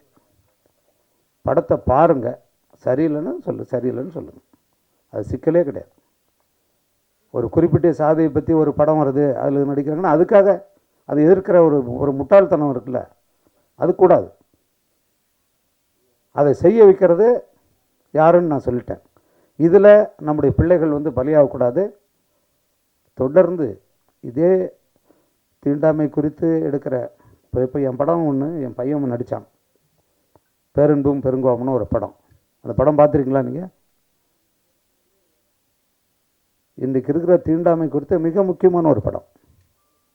எவ்வளோ முக்கியமான ஒரு சினிமா அது. அது யாராவது அதை பாராட்டினாங்களா? அதாவது தீண்டாமைக்குள்ளே இருக்கிற தாழ்த்தப்பட்ட குடியிலிருந்து ஒருத்தன் போராடி அதுக்கு எதிராக, உயர் சாதிக்கு எதிராக போராடுற படங்கள் நிறைய வந்தது. அந்த படம் அதுக்கு மேலே இருக்கிற உயர்குடியில் இருக்கிற ஒருத்தன் அந்த ஆணவ கொலைக்காக அவன் பாதிக்கப்பட்டு அவன் அந்த மக்களுக்காக வந்து போராடுறான். அப்படி ஒரு படம் வந்துச்சு. ஆனால் அது யாருமே பேசலை. யார் யாரெல்லாம் இந்த தீண்டாமைக்காக குரல் கொடுக்குறாங்களோ, இந்த தலித் மக்களுக்காக நாங்கள் தான் படம் எடுக்கிறோன்னு சொல்கிறாங்களோ, அவங்களாம் கூட அது யாரும் வந்து பார்க்கல, அதை பற்றி பேசவே இல்லை. அப்போ இங்கே என்ன மாதிரியான அரசியல் நடந்துக்கிட்டு இருக்கு? இந்த சினிமா வச்சு வேற என்ன பிழைப்பு பண்ணிட்டு இருக்கு நீங்கள்? அந்த பிழைப்பு இந்த படத்துக்குள்ளே வரக்கூடாது. இது ஒரு பொதுவான இந்த தமிழ் மண்ணில் வாழ்ந்து மறைந்த, அறம் சார்ந்து இயங்கிய இந்த மண்ணையும் மக்களையும் இந்த இனத்துக்காக அந்நியர்களுக்காக எதிர்த்து குரல் கொடுத்து மறைந்த ஒரு வீரனுடைய ஒரு கதை. அப்படி நீங்கள் பார்க்கணுங்கிறத என்னுடைய கோரிக்கை. நன்றி, வணக்கம். இந்த படைப்பை செய்யும்போது, கதை எழுதும்போது கௌதமன் நடித்தா நல்லா இருக்கும் அப்படின்னு தான் ஒரு இயக்குனராக நான் முடிவு பண்ணேன், 100%. ஆனால் பொருளாதாரமாக போகும்போது என்னுடைய சகோதரர் சுரேஷ் காமாட்சி அவர்கள் கூட, அண்ணே ஒரு விஜய் சேதுபதி பேர் நடித்தா நல்லா இருக்கும்ண்ணே அப்படின்னாப்புல. நான் சொன்னேன், கிடைச்சா எடுக்கலாம், உண்மையிலே கிடைச்சா எடுக்கலாம்னு நினச்சேன். நான் யாரையும் தப்பு, இன்னும் 2-3 ஹீரோக்கள் உண்மையிலே கிடைச்சா இன்னும் பிரம்மாண்டமாக எடுக்கலாமே அப்படின்னு தான் என்னுடைய பேராசை. ஆனால் நானே நடிக்க வேண்டியதாகிடுச்சு. அதனால் நான் என்ன எதிர்பார்த்தனோ அது நடந்தது. சார் வணக்கம் சார். சார் இப்போ நீங்கள் இதில் வந்து நீங்களே நாயகனாக நடிச்சிருக்கீங்க. இப்போ அடுத்து தமிழரசனும் அதுக்கப்புறம் வந்து பிரபாகரனை பற்றியும் எடுக்கிறது உறுதின்னு சொல்லியிருக்கீங்க. இப்போ அதுலேயும் நீங்கள் தான் வந்து ஹீரோவாக நடிப்பீங்களா? நடித்தா பார்ப்பீங்களா, பார்க்க மாட்டீங்களா? கண்டிப்பாக பார்ப்போம் சார். அப்போ அதுதான் நடக்கும். Okay sir. அப்போ இன்னொரு கேள்வி, இப்போ பிரபாகரன் எடுக்கும்போது நீங்கள் வந்து இப்போது இலங்கை கண்டிப்பாக சொல்லி தான் ஆகணும். அதே மாதிரி சர்வதேச போர் குற்றவாளின்னு அறிவிக்கப்பட்ட ராஜபக்ஷ பற்றி சொல்லி ஆகணும். அப்போ உலக அரசியல, இந்திய அரசியலேருந்து தமிழ்நாட்டு அரசியலேருந்து சொல்லணும்.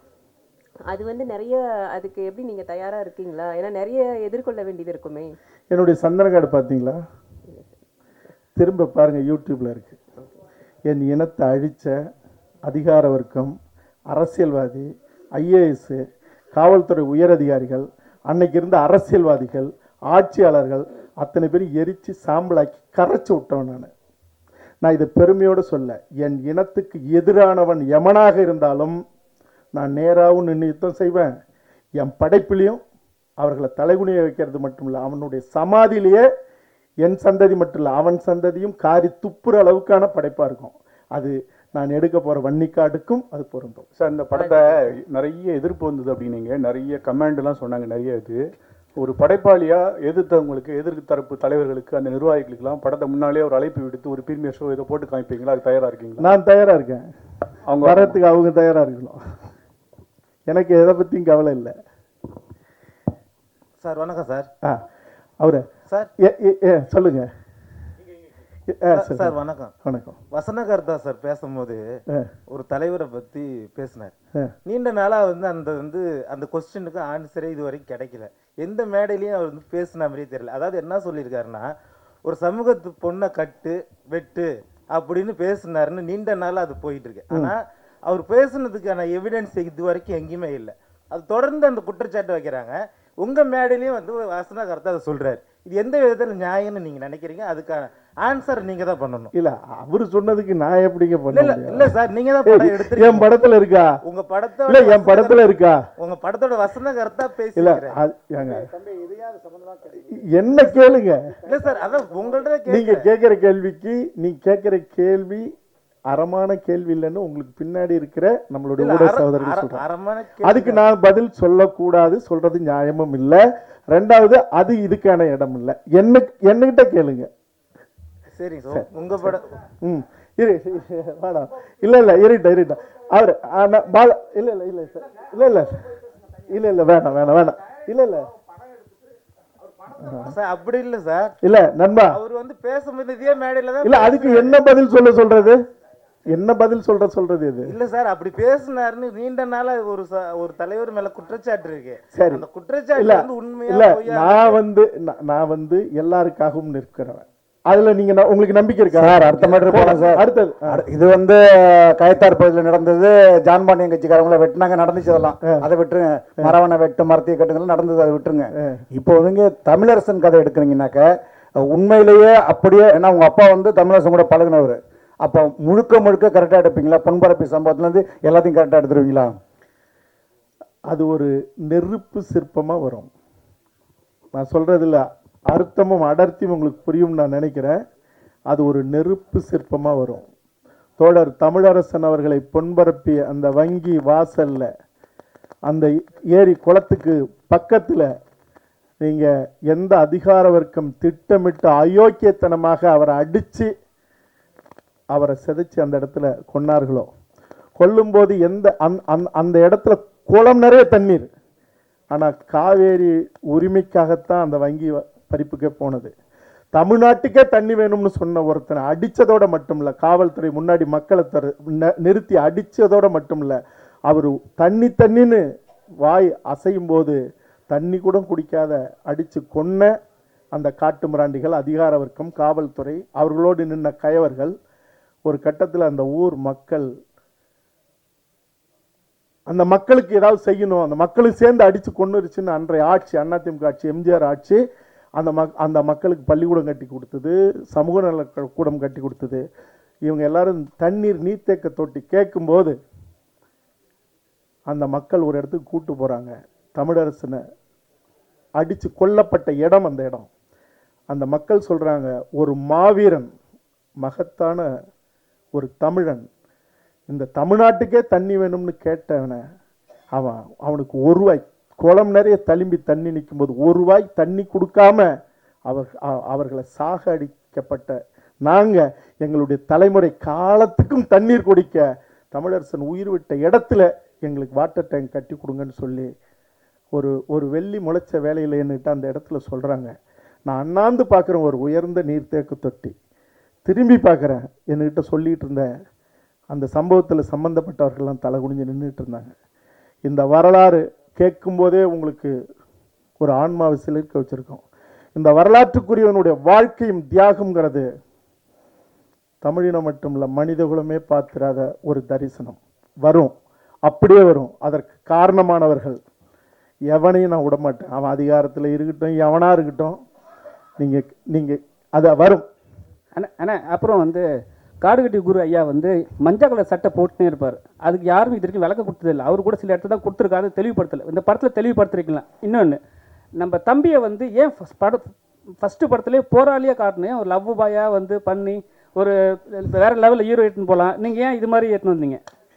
அதாவது மஞ்சள் சட்டை போட்டதுக்கு காரணம், நீங்கள் பாருங்கள், எந்த கொடியிலனாலும் நீங்கள் புலிகளுடைய வன்னிக்காட்டில் பிறந்த கொடியும் பாருங்கள், இங்கே எந்த சமூகமாக இருந்தாலும் தங்களுடைய வீரத்திற்கான ஒரு அடையாளமாக வச்சுருக்கிற கொடியும் பார்த்தீங்கன்னா மஞ்சள் இருக்கும்.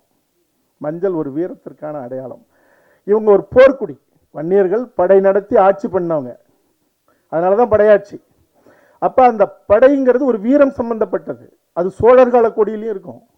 அப்போ அதனுடைய அந்த மண்ணில் கங்கை கொண்ட சோழபுரத்தை தலைநகரமாக வச்சு தான் உலகத்தினுடைய முக்கால்வாசி நாடுகள் ஆண்டார் ராஜேந்திர சோழன்.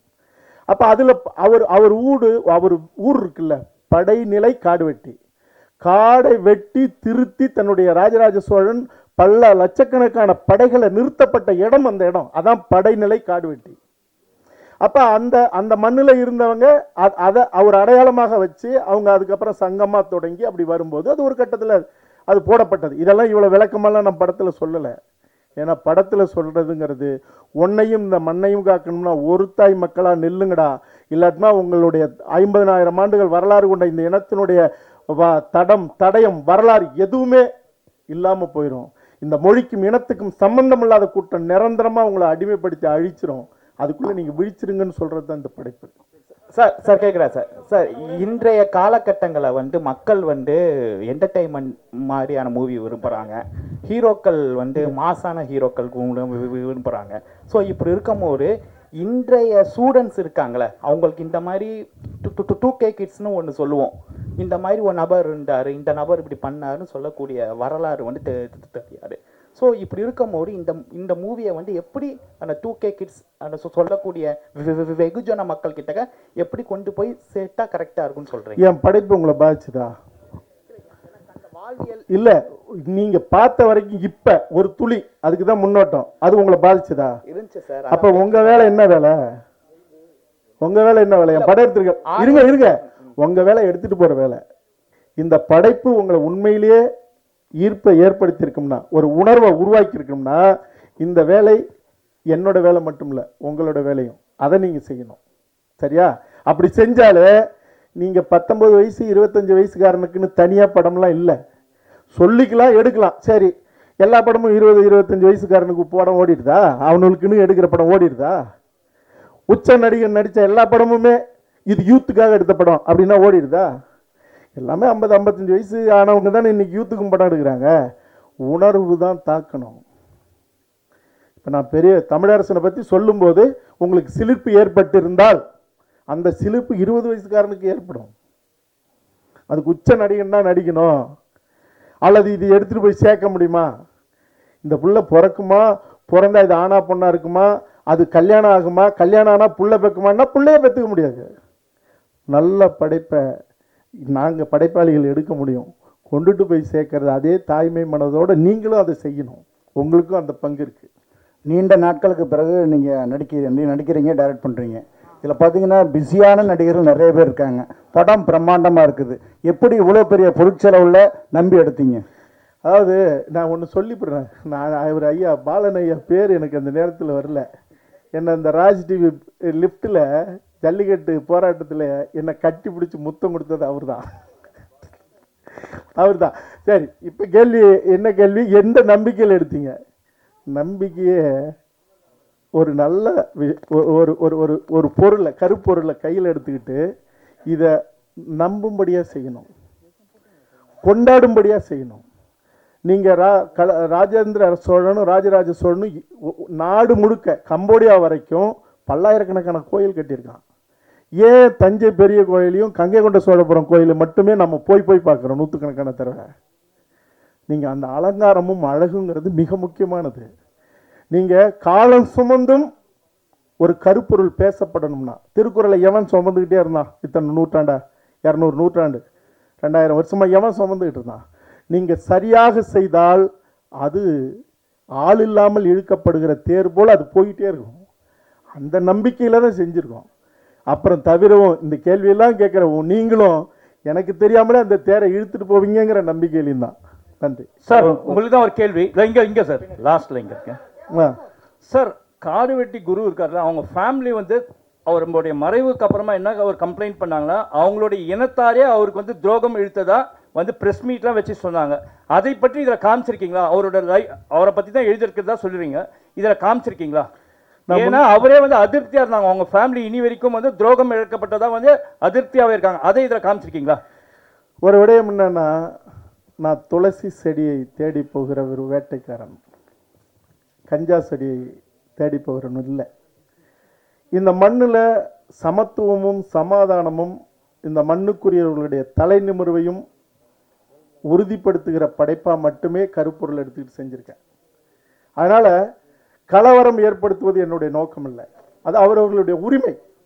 என்னை பொறுத்த வரைக்கும் தம் புள்ள நல்லா இருக்கணுங்கிறதுக்காக மருந்தை சாப்பிட்டு பத்தியம் இருந்து தன் பிள்ளைக்கு தாய்ப்பாலை கொடுத்து குணப்படுத்துகிற ஒரு தாயை போல இருக்கணும்னு நான் முயற்சி செய்கிறவன். அதனால் என்னுடைய பணி, என்னுடைய நோக்கம் என்னவோ அந்த நோக்கத்துக்கு இந்த படைப்பு எடுத்திருக்கேன். சார், தமிழ் சினிமாவில் ஜாதி இல்லாமல் இல்லை. 100 வருஷ சினிமாவில் எவ்வளவோ ஜாதி இருக்கு. சமீப காலமாக கர்ணன் வருது, அசுரன் வருது, திரௌபதினு வருது, படையாண்ட மாவீரன் வருது.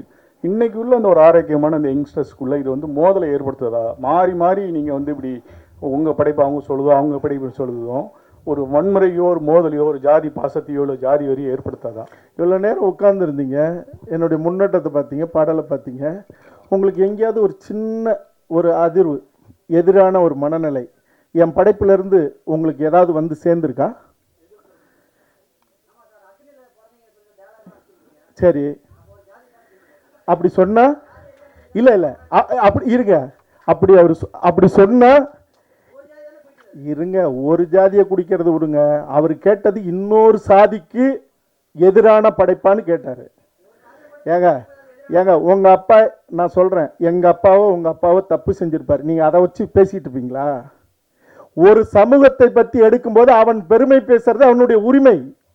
நீங்கள் இருங்க இருங்க காடுவெட்டி குரு அவர்களை பற்றி நான் சொல்லும்போது அவர்கள் காலங்காலமாக பேசப்பட்டுக்கிட்டு இருக்கிற தன்னுடைய ஒரு குலத்தின் வரலாறுன்னு அவங்க இப்போ நான் கேட்குறேன், ஒரு விஷயம் கேட்குறேன். நான் இது ஒரு கான்ட்ரவர்சியில் ஆயிடக்கூடாதுன்னு நான் நினைக்கிறேன். இயேசு எப்படி பிறந்தாருன்னு சொல்லப்படுது, அல்லாஹ் எப்படி பிறந்தாருன்னு சொல்லப்படுது. எல்லாரும் இன்னைக்கு தேர் இழுத்து கூட்டிகிட்டு போகிறோம்ல, பிள்ளையார் எப்படி பிறந்தாருன்னு சொல்லப்படுது. அதுக்கெல்லாம் போய் இந்த கேள்வி கேட்பீங்களா? இந்த கேள்வி நேர்மையற்ற கேள்வி. அவர்கள் கொண்டாட யாவருக்கும் பாதகம் இல்லாத ஒரு நம்பிக்கைங்கிறது, இது ஆன்மீக நம்பிக்கையாக இருந்தாலும் கடவுள் நம்பிக்கையாக இருந்தாலும் அத்தனையும் முட்டாள்தனமானதாக கூட இருக்கலாம். ஆனால் இன்னொரு சமூகத்தை அல்லது ஒரு குழுவினுடைய அடையாளத்தை அல்லது அவர்களுடைய நம்பிக்கையை சிதைக்கிற வேலையை செய்யக்கூடாது. நான் இன்னொரு சமூகத்தை தப்பா சொன்னா, ஒரு சமூகத்தினுடைய பேரடையாளமாக இருந்த ஒருத்தர் சொல்லும்போது அவர்கள் நம்பப்பட்ட அவர்களுடைய அந்த வழி பெருமையை அவர்கள் பேசுறதுங்கிறது அதை சொல்லக்கூடாதுன்னு சொல்றதே வன்முறை. இதை சொல்வதனால் இன்னொரு சமூகத்தை தாழ்த்தியோ இன்னொரு சமூகத்தை வன்மப்படுத்துறதோ இருந்தால் அது தவறு. அந்த படைப்பாளி தடை செய்யப்பட வேண்டியவன். அதனால இந்த கேள்வி நேர்மையற்ற கேள்வி.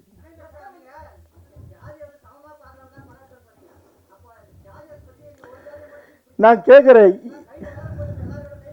சரி சரி சரி சரி என்ன இன்னும் மற்ற ஜாதி கொஞ்சம் எந்திரிச்சு நின்று கேளுங்க. மற்ற சாதி என்ன தாழ்த்துற மாதிரி இருக்கு? இல்ல இல்ல அவர் பேசட்டும். ஒருத்தன் தன்னுடைய பெருமையை பேசும்போது இருங்க இருங்க, அது எப்படிங்க? அது என்னங்க இது? ஒருத்தன் தன் பெருமையை பேச மாட்டான். ஒருத்தன் நான் யார் தெரியுமா, எங்க அப்பா யார் தெரியுமா, எங்க தாத்தா புலி குத்திருக்காரு தெரியுமா, எங்க அப்பா மாட்டை அடைக்கிருக்காரு தெரியுமா, நீ என்னடா கையை தூக்கிட்டு எங்க அப்பா மாட்டை அடைக்கினாருன்னு சொல்லி கேட்பீங்களா? சரி சரி ஏங்க உங்களுக்கு தெரியுமா அக்னி குண்டம் அவர்கள் வணங்கப்படுகிற கலசம் அப்படின்னா அது ஆன்மீகத்தில் வருது. பின்ன என்ன? உங்களுக்கு அது தெரிஞ்சுட்டு கேளுங்க. அடுத்த கேள்விக்கு வாங்க.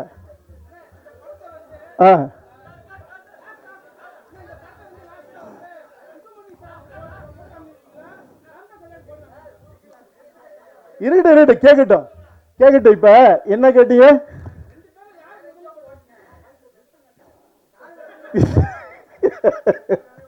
இருங்க, அதாவது 2 பேருக்கு போட்டு காட்டுவீங்களாங்கிறது நேர்மையான கேள்வி. 2 பேர்ல யாருக்கு முதல்ல போட்டு காட்டுவீங்கிறது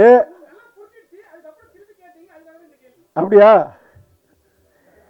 முடிஞ்சா 2 பேரையும் ஒன்னா பார்க்க வைக்கணுங்கிறது தான் என்னுடைய ஆசை. முயற்சி செய்யலாம். Okay right. நன்றிகள். பேரரசுக்கு என்னுடைய நெஞ்சம் நெகிழ்ந்த நன்றிகள். 2-3 பேர் பேசினதுக்கு அப்புறம் உங்களோட உரையாடுறது தான் என்னுடைய பேச்சு, தனியாக என்னுடைய பேச்சு இல்லை. உங்கள் கேள்விகளுக்கு பதில் சொல்கிறதும் அதில் சில பகிர்வுகளை உங்களோட பகிர்ந்துகிறது தான் கவிஞர் அனுப்பிட்டு வந்துடுறேன். அனைவருக்கும் வணக்கம். தடம் பார்த்து நடப்பவன் மனிதன், தடம் பதித்து நடப்பவன் மாமனிதன் சொல்கிறோம். அத்தகைய ஒரு மாமனிதனாக வாழ்ந்து மறைந்த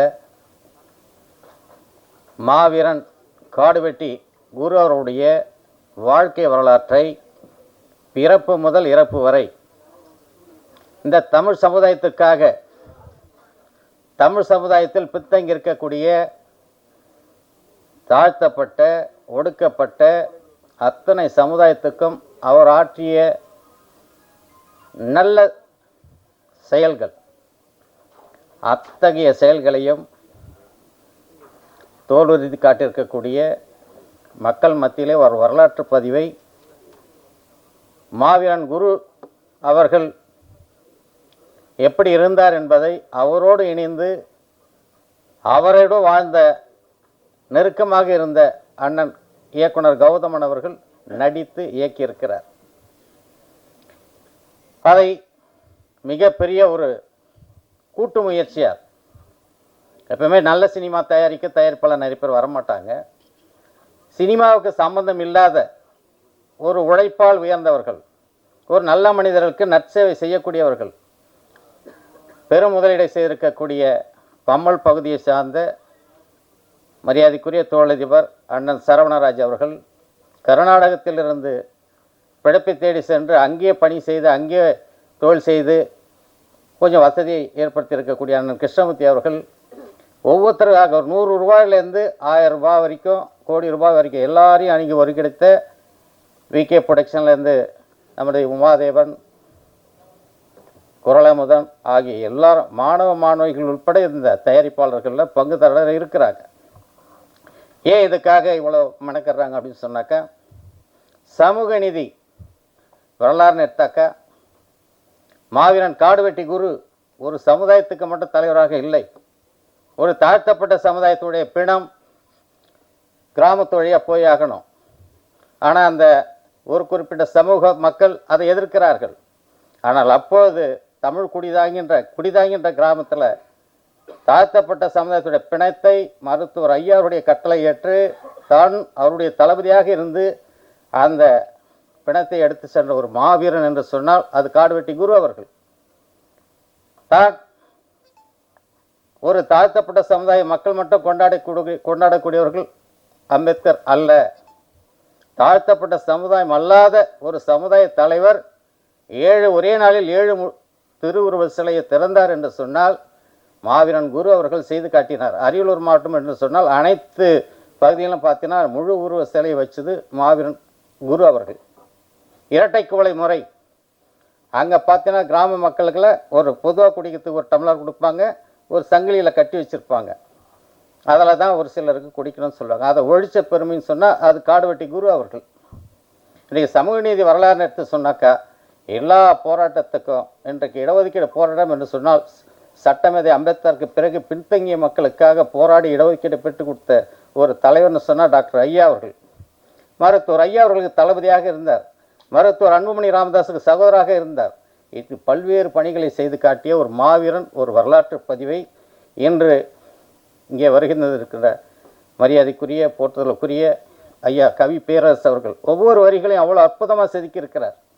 இந்த பாடல்களும் சரி, அவருடைய பதிவுகளும் சரி, மக்கள் மத்தியிலே சென்றடைய நாம் எல்லோரும் ஒரு நல்ல கருத்தை பதிவு செய்ய வேண்டும். நம்மோடு வாழ்ந்து மறைந்த ஒரு வரலாற்று தலைவரை இத்தகைய ஒரு படத்தை நாம் கொண்டாட வேண்டும். இத்தகைய ஒரு காட்சி பதிவு மக்கள் மத்தியில் நல்ல செய்தி சொல்ல வேண்டும் என்ற கருத்தை சொல்லி வாய்ப்புக்கு நன்றி கூறி முடிக்கிறேன். நன்றி, வணக்கம். நன்றி. அடுத்ததாக தயாரிப்பாளர் திரு கிரே. அனைவருக்கும் மாலை வணக்கம். அச்சு ஊடகம், எழுத்து ஊடகம், யூடியூப், ஆல் போன்ற மீடியா சேனல் இருக்கிற எல்லாருக்குமே மாலை வணக்கம். இப்போ எல்லாருமே சொல்லிட்டு போயிட்டாங்க. என்னுடைய ப்ரொஃபஷன்ஸ் பார்த்தீங்கன்னா சாஃப்ட்வேர். நான் ஓனர் சாஃப்ட்வேர் கம்பெனி ரன் பண்ணிகிட்ருக்கேன். மல்டி டேலண்ட் பர்சன் சொன்னாக்கா ஏன் இந்த படத்தை எடுத்தோம் அப்படின்றது இது பெரிய போராட்டம்னு சொன்னது இயக்குனர் கௌதமன் வந்ததில். நான் சென்னையில் தான் இருக்கேன். இயக்குனர் கௌதமன் 2021 இதே வடபழனியில் ஒரு உணவு விடுதியில் சந்தித்து, ஐயா அந்த மாதிரி ஒரு கதை இருக்குது எடுக்கணும். அப்போ எங்கிட்ட பொருளாதாரம் இல்லை. அப்புறம் அப்படியே தள்ளி தள்ளி போயிட்டு இருந்தது. ஆல்மோஸ்ட் ஒரு 8 மாதம் தொடர்ச்சி அவர் எனக்கு கால் பண்ணுவார். நான் திருப்பி பேசுவேன், அப்புறம் பேசுவேன். இந்த மாதிரி நான் போட்டு போகும்போது நான் இந்த பக்கம் தொழில் முனைவராக இருக்கிறத தாண்டி இந்த பக்கம் கல்வியாளராக இருக்கிறேன். தனியார் பல்கலைக்கழகத்தில் போர்ட் ஆஃப் மெம்பராக இருக்கிறேன். தமிழ்நாடு ஓப்பன் யூனிவர்சிட்டியில் சிண்டிகேட் மெம்பராக இருக்கும்போது ஒரு ஆராய்ச்சி சம்பந்தமான வந்தது. ஒரு கருத்துரு வந்தனாக்கா கவர்னர் ஆஃபீஸ்லேருந்து எல்லா யூனிவர்சிட்டிக்கும் கேட்டிருந்தாங்க, மறைக்கப்பட்ட தமிழர்கள் வாழ்க்கை வரலாற்றை பற்றி ரிசர்ச் பீப்புள் எழுதி கொடுங்கன்னு கேட்டாங்க.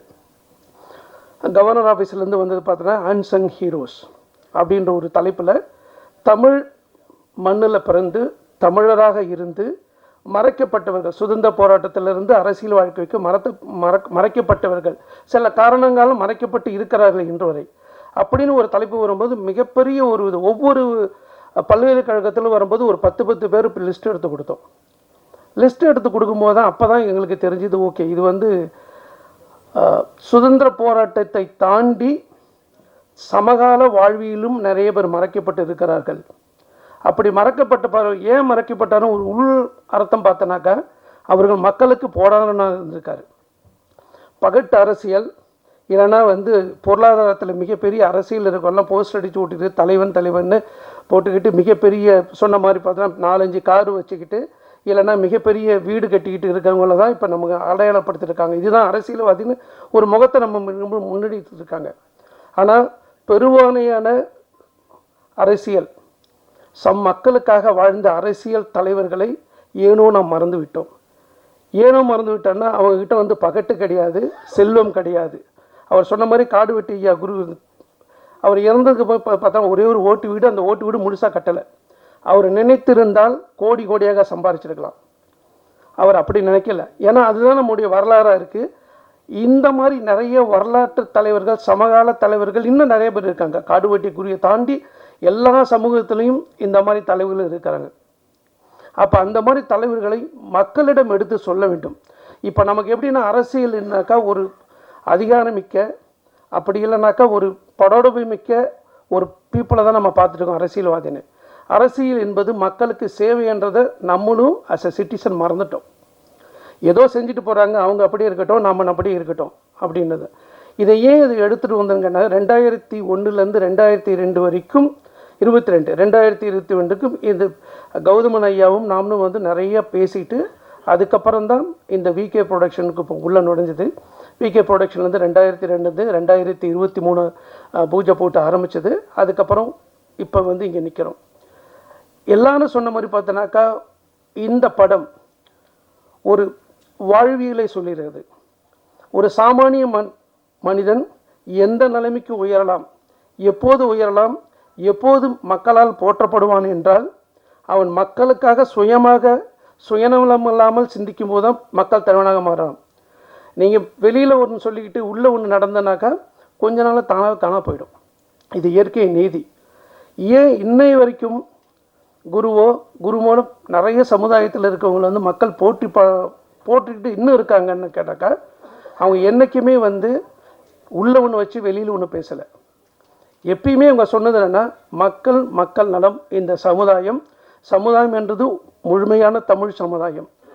முழுமையான தமிழ் சமுதாயம் என்னைக்கு மேலே வருதோ அன்னைக்கு தான் இருக்குது. நீங்கள்லாம் கேட்கலாம், இன்னும் இந்த நேரத்தில் இப்படி பேசலான்னு. நான் பல வெளிநாடுகளுக்கு தொடர்ச்சியாக பயணம் மேற்கொண்டிருக்கிறேன். ஒவ்வொரு முழும் இந்த படத்துக்காக போனது பார்த்தோன்னாக்கா சிங்கப்பூர் போனோம், அமெரிக்கா போனோம். ஏன்னா நான் ரெகுலராக பிஸ்னஸ்க்காக போகிறதுனால எவ்ரி இயர் போகிறதால அங்கேயும் போய் சொன்னேன். எல்லாரும் கேட்டது உங்களுக்கு எதுக்கு இந்த படம் அப்படின்னு கேட்டாங்க. உங்களுடைய ப்ரொஃபஷன் வேறு, நீங்கள் எதுக்கு அதுக்குள்ளே போகிறீங்க? ஐயா நாங்கள் பணம் சம்பாதிக்கிறதுக்குன்னு வரலை, பணம் இன்வெஸ்ட் பண்ணணும், பணம் கொடுக்கணும். ஆனால் ஒரு பிம்பம் கட்டமைச்சிருக்கு, அந்த பிம்பம் தவறான பிம்பம்னு சொல்கிறது ஆஸ் அ சிட்டிசன் என்னுடைய ரெஸ்பான்சிபிலிட்டி.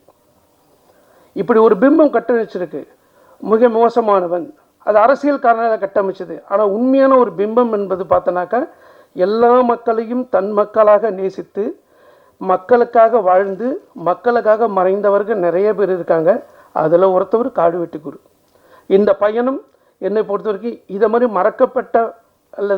மறக்கப்பட்ட தலைவர்களின் வரலாற்றை அடுத்த தலைமுறைக்கு எடுத்து செல்ல வேண்டும் என்ற ஒரு நம்பிக்கையில் தான் இதை ஆரம்பித்தது. எனக்கு இந்த படத்தில் கௌதமோட நிறைய சண்டை போட்டிருப்பேன். ஆனால் அதையும் தாண்டி மனசு நிறைவோடு இப்போ 2 மாதத்துக்கு முன்னே அமெரிக்காவில் இருக்கும்போது ஃபெட்னான்னு கேள்விப்பட்டிருப்பீங்க, போயிருந்தேன். சொல்லும்போது எப்படி படம் வந்திருக்குன்னா ஆபாசம் இல்லாமல் வந்திருக்கு, வன்முறை இல்லாமல் வந்திருக்கு. அடிதடி இருக்கும், ஆனால் வன்முறையாக காமிக்கிறது வேறு. வன்முறை இல்லாமல் ஆபாசம் இல்லாமல் இப்போது தமிழ் படம் வருவது என்பது மிக மிக அரிதாக காலகட்டத்தில் வீட்டோடு குழந்தைகளோடு பெண் பிள்ளைகளோடு அனைத்து வயதினோடும் பார்க்க தகுந்த ஒரு படம் என்றால் சமீப காலத்தில் வந்த படத்தில் இது ஒரு மிக சிறந்த படம் என்பதை எல்லளவும் ஐயமில்லாமல் உறுதிட்டு கூறுகிறேன். ஆகவே ஊடகவியலாளர்கள் தயவு செய்து வன்முறை இல்லை. அவர் சொன்னார், கிருஷ்ணமூர்த்தி சொன்ன மாதிரி நிறைய பேர் திட்டுறாங்கன்னு.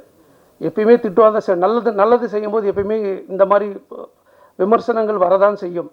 அதை விட்டு தெல்லுங்கள். ஊடகவியலாளருக்கு மீண்டும் கேட்டுக்கொள்ளுது, சமகாலத்தில் வந்த இப்போ படத்தில் பார்த்தோன்னாக்கா ஒரு சில படங்கள் 200 படம் வருதுன்னா ஒரு 10 படம் மட்டும்தான் வன்முறை இல்லாமல் குடும்பத்தோடு பார்க்க முடியும். இந்த படம் குடும்பத்தோடு பார்க்கலாம், அதுக்கு கேரண்டி. ரெண்டாவது ஏன் இந்த படத்தை குடும்பத்தோடு பார்க்கணும்னா, நம்முடைய பிள்ளைகள் இந்த படத்தை பார்க்கும்போது அவங்களுக்கு என்ன வருங்கன்னா, இப்படி தான் நம்ம வாழணும் அப்படின்னு ஒரு வாழ்வியல் தத்துவத்தை உள்ளுக்குள்ளே சொல்கிறதுக்கான படம் இது. ஆகவே அனைவரும் இந்த படத்துக்கு ஆதரவளித்து வெற்றி அடிக்குமாறு தகுந்தாந்து கட்டுகிறேன். இந்த இனிய மாலை பொழுதில் இங்கு கூடியிருக்கும் அனைத்து நல்ல உள்ளங்களுக்கும், அனைத்து ஊடக நண்பர்களுக்கும் மிக்க மகிழ்ச்சி, மிக்க நன்றி. எங்களுடைய உழைப்பை நாங்கள் கொடுத்திருக்கிறோம். இயக்குனர் நாங்கள் எல்லாம் உழைப்பை கொடுத்திருக்கோம். வெற்றி பெற வாழ்த்துக்கள் வழங்குமாறு கேட்டுக்கொள்கிறோம். இந்த படத்தை வெற்றி பெற ஆக்கக்கூடிய ஊடகவியல் நண்பர்களுக்கு என்னோட மனமார்ந்த நன்றியை தெரிவித்துக் கொள்கிறேன். இந்த விழாவில் கலந்து கொண்டிருக்கும் உங்கள் அனைவருக்கும், மேடையில் அமர்ந்திருக்கும் பெரியவர்கள் அனைவருக்கும் என் மனமார்ந்த வணக்கம்.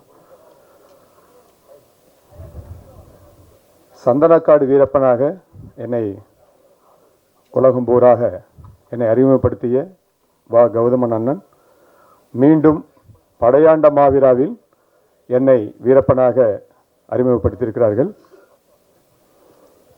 அவர்களோடு அவர்கள் காடுவெட்டி அண்ணன் குரு அண்ணனாக நடிக்க, அவர்களோடு நான் வீரப்பனாக நடிக்கக்கூடிய அந்த மிகப்பெரிய வாய்ப்பு எனக்கு கிடைத்திருக்கிறது.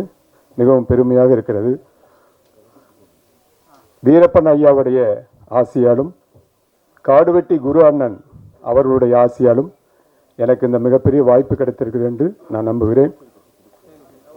எனக்கு இவ்வளவு பெரிய வாய்ப்பு அளித்த வா கௌதமன் அண்ணன் அவர்களுக்கு என் மனமார்ந்த நன்றியை மீண்டும் சொல்லுகிறேன். சந்தனக்காடு வீரப்பனிலையும் இந்த படையாண்ட மாவீரனில் வீரப்பனாகவும் நான் பேசிய அந்த வார்த்தைகளை, வசனத்தை எழுதி பதிவு செய்த பாலமுரளி வர்மன் அண்ணன் அவர்களுக்கு என் மனமார்ந்த நன்றி நான் சொல்லுகிறேன். நான் வீரப்பனாக நடித்ததற்காக என்னோடு கூட பணிபுரிந்த அத்தனை நல்ல உள்ளங்களுக்கும் இந்த மேடையில் நான் அன்போடு நன்றி சொல்லிக் கொள்கிறேன். ரொம்ப சந்தோஷமா இருக்கு.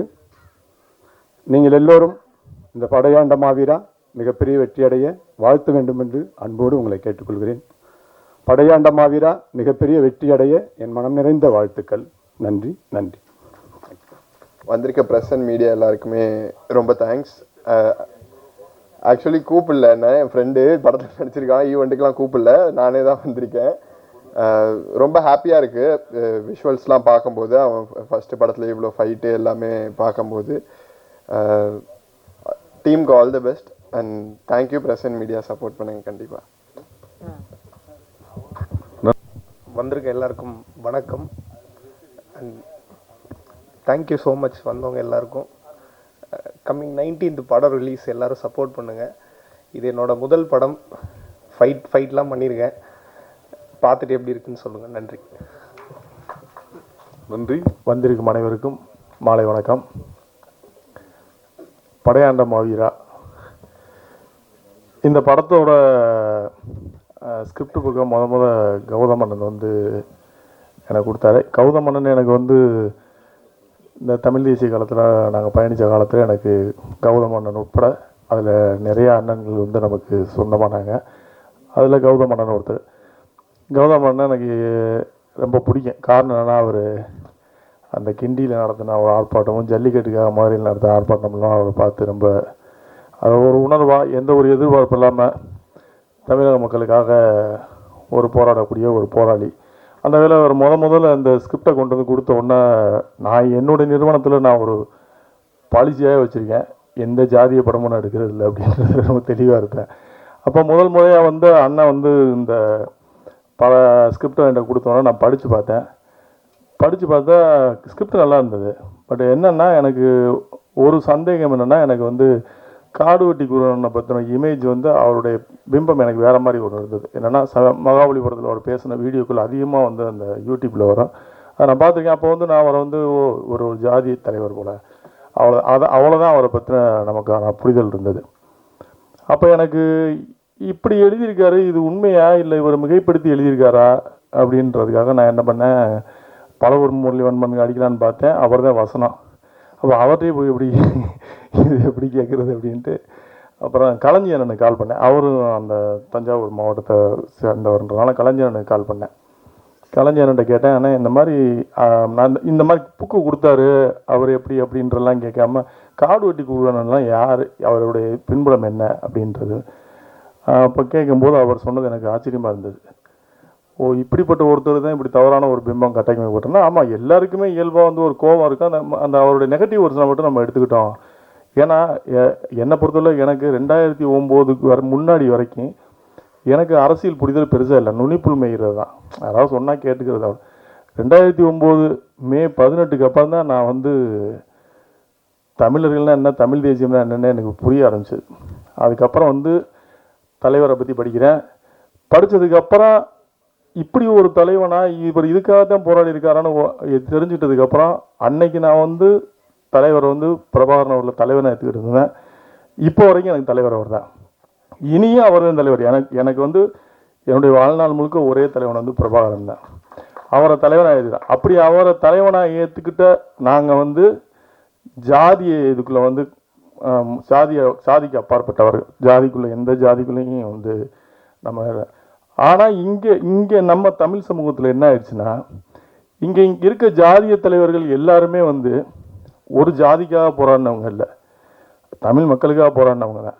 அவங்க வந்து அவங்கள எடுத்து பிரதிநிதிப்படுத்திக்கிட்டாங்க. இவங்க எங்கள் ஜாதி தலைவர் ஒரு முக்கியமானவர் அப்படின்னு எடுத்துக்கிட்டாங்களே தவிர அவங்க தமிழர்களுக்காக தான் போராடியிருக்காங்க. நம்ம தான் வந்து அப்படி எடுத்துக்கிட்டு அவங்க ஜாதிய தலைவர்களாக நம்ம கட்டமைக்கப்பட்டிருக்கோம். பட் அப்படி நான் வந்து ஜாதிக்கு அப்பாற்பட்டவங்கன்னா மதத்துக்கு அப்பாற்பட்டது. மதத்தை வந்து நான் என்னோட மதத்தை பார்த்தீங்கன்னா, மதம்ன்றது வந்து அவங்கவுங்க நம்பிக்கை. எனக்கு ஒரு விஷயம் பிடிக்குது, நான் நம்புகிறேன். அது இல்லைன்னு சொல்கிறதுக்கு வந்து யாருக்கும் உரிமை கிடையாது, ஒரு வன்முறையாக தான் பார்க்குறேன். இப்போ எனக்கு எங்கள் அம்மாவை வந்து நான் தெய்வமாக பார்க்குறேன். அது நான் வந்து பகுத்தறிவுன்ற முறையில் வந்து இல்லை இறந்து போனவங்க எப்படி தெய்வமாக முடியும் அப்படின்னு நீங்கள் சொன்னீங்கன்னா அது எனக்கும் தெரியும். பட் அது என்னோட நம்பிக்கை, எனக்கு பிடிச்ச ஒரு நம்பிக்கையை நீங்கள் வந்து இல்லைன்னு மறுக்கிறத வந்து அதை வன்முறையாக தான் பார்க்குறேன். அதனால் வந்து மதமும் அவங்கவுங்க விருப்பப்பட்ட கடவுளுக்கு முடுக்கிறாங்க, அவங்க அப்படி தான் பார்க்கணுமே தவிர நீ இதை தான் கும்பிடக்கூடாதுன்னு சொல்கிறதுலேயும் எனக்கு உடன்பாடு கிடையாது. நான் அப்படி தான். அப்போ காடுவெட்டி குருவனோட ஸ்கிரிப்டை படித்ததுக்கப்புறம் ஒரு நல்ல மனிதன் எப்படிலாம் வந்து புறக்கணிக்க இந்த சமூகத்தால் வந்து அவரை வந்து தவறாக கட்டமைக்கப்பட்டிருக்கு அப்படின்னு பார்க்கும்போது எனக்கு ரொம்ப கஷ்டமாக இருந்தது. இப்படி தான் நம்ம தமிழ் சமூகத்தில் மறைக்கப்பட்ட தலைவருடைய வரலாறு நிறையா இருக்குது.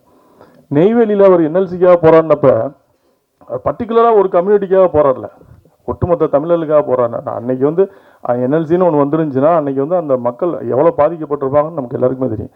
அப்படிப்பட்ட ஒரு தலைவர் அப்படின்றது இது படித்ததுக்கப்புறம் தான் எனக்கு தெரிய வந்தது. அதுக்காக நான் ரொம்ப வருத்தப்படுறேன். என்னன்னா வந்து நான் தான் சொல்லேன், 2009க்கு அப்புறம் தான் தலைவரை பற்றியே தெரிஞ்சுக்க ஆரம்பிச்சிட்டேன். அதுக்கு முன்னெல்லாம் எல்டிடின்னு ஒன்று இருக்குது, சண்டை போட்டுக்கிட்டு இருக்காங்க, ஸ்ரீலங்காவில் ஒரு பிரச்சனை போயிட்டு இருக்கு அப்படின்னு தான் தெரியுமே தவிர 2009க்கு அப்புறம் இங்கே நம்ம அண்ணன்கள் எல்லாரும் வந்து ஜாதி இல்லைன்றதுக்கு நான் இன்னொன்று கூட உங்களுக்கு எடுத்துக்காட்டு சொல்லுவேன்.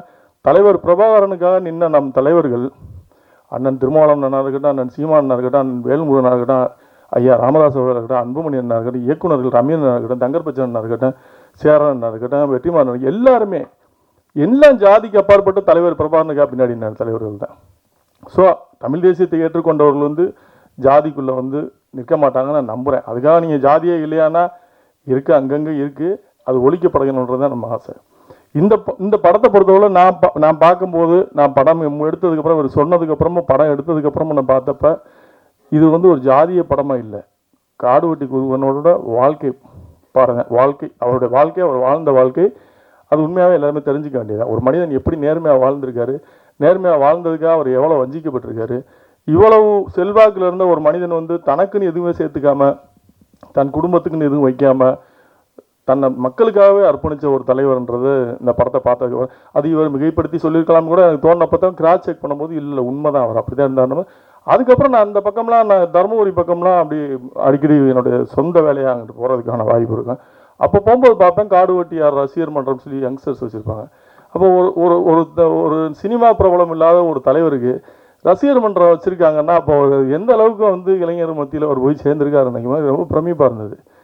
அதை தாண்டி இந்த படத்தில் வந்து படத்தோட பெரிய பலமாக நான் பார்க்குறது வந்து முரளிவனோட வசனமும் சாம்சிஎஸோட இசையும் சொல்லலாம். மிக பிரமாதமாக பண்ணியிருப்பார் பின்னணி இசை.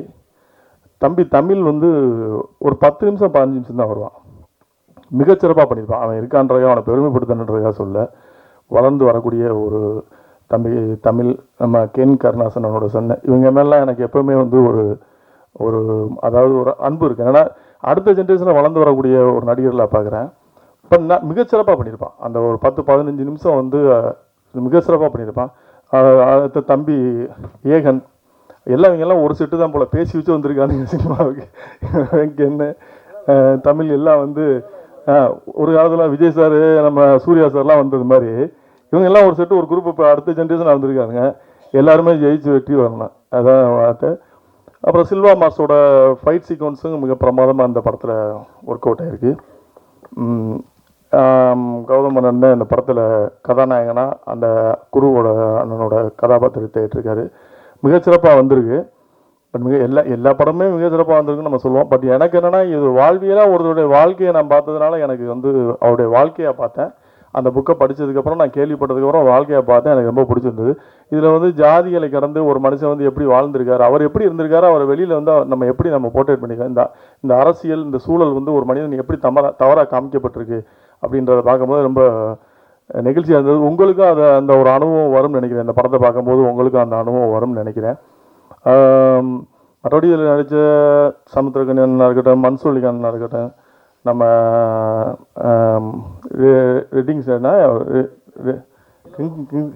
இளவரசன் எல்லாருமே சிறப்பாக அவங்கவுங்க கதாபாத்திரத்தை சிறப்பாக பண்ணியிருக்காங்க. இவ்வளோ நேரம் காத்திருந்து இந்த நிகழ்ச்சியாக காத்திருந்தவங்க அனைவருக்கும் நன்றியை தெரிவித்து இந்த படத்திற்கான வாழ்த்துக்களை தெரிவித்து விடைபெறுகிறேன். நன்றி, வணக்கம். அண்ணன் ஒன்று சொன்னார், சொல்லுவார்னு நினச்சேன், அது வேற எங்கேயோ ஓட்டார். இத்தனை துணை தொழில்நுட்பங்களோட கதாசிரியர்களோட எல்லாரோட துணையோட உருவாகிற ஒரு திரைப்படைப்பு ஏன் இன்றைக்கு தோல்வி அடையுது அப்படின்றது காரணம் என்னென்னா, மக்கள் வந்து பார்க்காதால இல்லை, அப்படிப்பட்ட படைப்புகள் இல்லாதால தான். அந்த படைப்புகள் மக்கள்கிட்ட போய் சென்றடையாததுக்கு காரணம் இந்த ஊடகங்கள் தான். அது காரணம் என்னென்னா நடிகர்கள் தான். நடிகர்கள்னால் என்னென்னா, ஒரு 4-5 நடிகர்கள் 8 நடிகர்கள் இருக்காங்கன்னா அவங்க விரும்புகிற படம் தான் அங்கே படம் வரும். அப்போ அவங்க தான் முடிவு செய்கிறாங்க. அது கதையெல்லாம் தேவை கிடையாது, ஒன்றும் கிடையாது. நீங்கள் எல்லோரும் தான் பார்க்குறீங்க. எதுக்கு கேமரா தூக்கிட்டு ஓடுறீங்க? காலையில் 3 மணிக்கு காட்சி போடுறீங்க, அந்த சினிமாவை போய் காட்டுக்கிட்டு இருக்கீங்க, மக்கள் கருத்துன்னு கொண்டாடுறீங்க. ஒரு நல்ல சினிமா யாராவது போய் எடுத்துருக்கீங்களா? நீங்கள் அவங்களோட கருத்தை கேட்டுருக்கீங்களா? அந்த படத்தில் என்ன இருக்குன்ட்டு போகிறீங்க நீங்கள்? இது 500 கோடி வசூல் பண்ணும். இன்றைக்கி உங்கள் கவலையை இந்த படம் எவ்வளோ வசூல் பண்ணும்? இந்த படம் எப்படி இருக்குன்னு சொல்கிறான்னா, இல்லை இந்த படம் 400 கோடி வருங்க. எல்லாரையும் இப்படி சிந்திக்க விட்டது யார்? அதுக்கு இடையில் படையாண்ட மாவீரா என்ன செய்யும்? குரு அப்படிப்பட்ட ஒரு ஆள். மாவீரன் குரு அவரோடெல்லாம் நாங்கள் பழகிருக்கோம். அரசியல்வாதியாக இல்லை, ஒரு தமிழ்னாக மிக இளகிய மனதுடைய ஒருத்தர். வந்து 91ஆம் ஆண்டுன்னு நினைக்கிறேன், 92ஆ தெரியல. சுரேஷ் கமாட்சியில் வேலை பார்த்துங்க, மறுமலர்ச்சி எந்த ஆண்டு தெரியல. அவர் அவ்வளோ ஆண்டு 35-38 ஆண்டுகள் நினைக்கிறேன். அந்த படத்தில் நான் பணியாற்றியிருக்கேன் ஒளிப்பதிவாளராக. தமிழில் மட்டுமில்லை, இந்தியாவில் வந்து வெளியான ஒரு வணிக சினிமா அந்த எல்லைக்குள்ள ஒரு மிகச்சிறந்த ஆகச்சிறந்த ஒரு படைப்பு மறுமலர்ச்சி படம். நீங்கள் இப்போவும் பார்க்கலாம். அந்த படம் தமிழ்நாட்டினுடைய ஒரு நிலப்பகுதிகளில் இருக்கக்கூடிய ஒரு சாதிக்குள்ளே இருக்கிற ஒரு சின்ன ஊரினுடைய தலைவரை பற்றி தான் பேசுது. அதுக்குள்ளே ஒட்டுமொத்த தமிழ் மண்ணோட தமிழ் பண்பாட்டுடைய கலாச்சார சாரம் அதுக்குள்ளே இருக்கும். யாருக்குள்ளேயும் எந்த பகைமையும் இல்லாமல், வன்முறை தீண்டாமை எதுவுமே இல்லாமல் பெண்களை மதிக்கிற ஒரு மனிதன் குறித்த ஒரு படம் அது. அது யாராவது காயப்பிடிச்சா அந்த படம்? கோயம்புத்தூரில் 120ஆவது நாள் நான் பாடத்தேன் அந்த படம். ஏதோ ஒரு படப்பிடிப்புக்கு போயிருந்தேன். எனக்கு படம் போய் பார்க்கவும் நேரம் இல்லை. அப்போல்லாம் ஒரு 2 படம் 3 படம் நான் படப்பிடிப்பில் இருந்துக்கிட்டே இருப்பேன். ஏன் இதை சொல்கிறேன்னா, ஒரு நிலப்பகுதியில் இருக்கக்கூடிய அங்கே இருக்கக்கூடிய அந்த மக்கள் குறித்த அரசியலுக்கு தலைவனாக இருக்கக்கூடியவர்களை பற்றி படம் எடுத்தால் அது சாதி படம்னு சொல்லக்கூடாது. அப்படி சொல்லி நீங்கள் ஒதுக்கிட பார்க்குறீங்க. அதை செய்கிறதெல்லாம் யாருன்னு தெரியும். அதனால் நீங்கள் ஒரு படத்தை ஒதுக்கிட நினைக்காதீங்க. ஏன்னா இந்த படம் அதுக்குள்ளே என்ன இருக்குன்னு எனக்கு தெரியாது.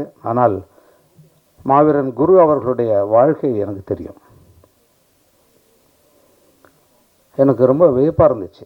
இந்த படத்தை கதையை எடுக்கிறாங்கன்னொடனே இப்படி நிறைய பேர் இருக்காங்க. நிறைய பேர் எடுக்க வேண்டியிருக்கு. தமிழ் மண்ணில் மறைக்கப்பட்ட ஒரு பெரிய மாமனிதர்களுடைய வரலாற்றை நிறைய நம்ம செய்ய வேண்டியிருக்கு. இந்த படத்தை சரியாக மக்கள்கிட்ட கொண்டு போகணும் கௌதமன். அதை கொண்டு போக நீங்கள் தவறுற மாதிரி எனக்கு தெரியுது. தவறுறதுன்னா வேண்டுமென்றே இல்லை, இது சரியாக போய் சேரணும். ஏன்னா காலம் மிக குறைவாக இருக்குது. இது ஒரு படம் முடிஞ்சு வரும்போது நிறைய செய்தி ஒரு படம் அதான் சொன்னேன்லங்க, ஒரு ஹோட்டலில் போய் தலைப்பகாட்டி பிரியாணியில் போய் சாப்பிட்டுட்டு வெளியில் வந்தோடனே தொடச்சிட்டு வர்ற மாதிரி இருக்கக்கூடாது.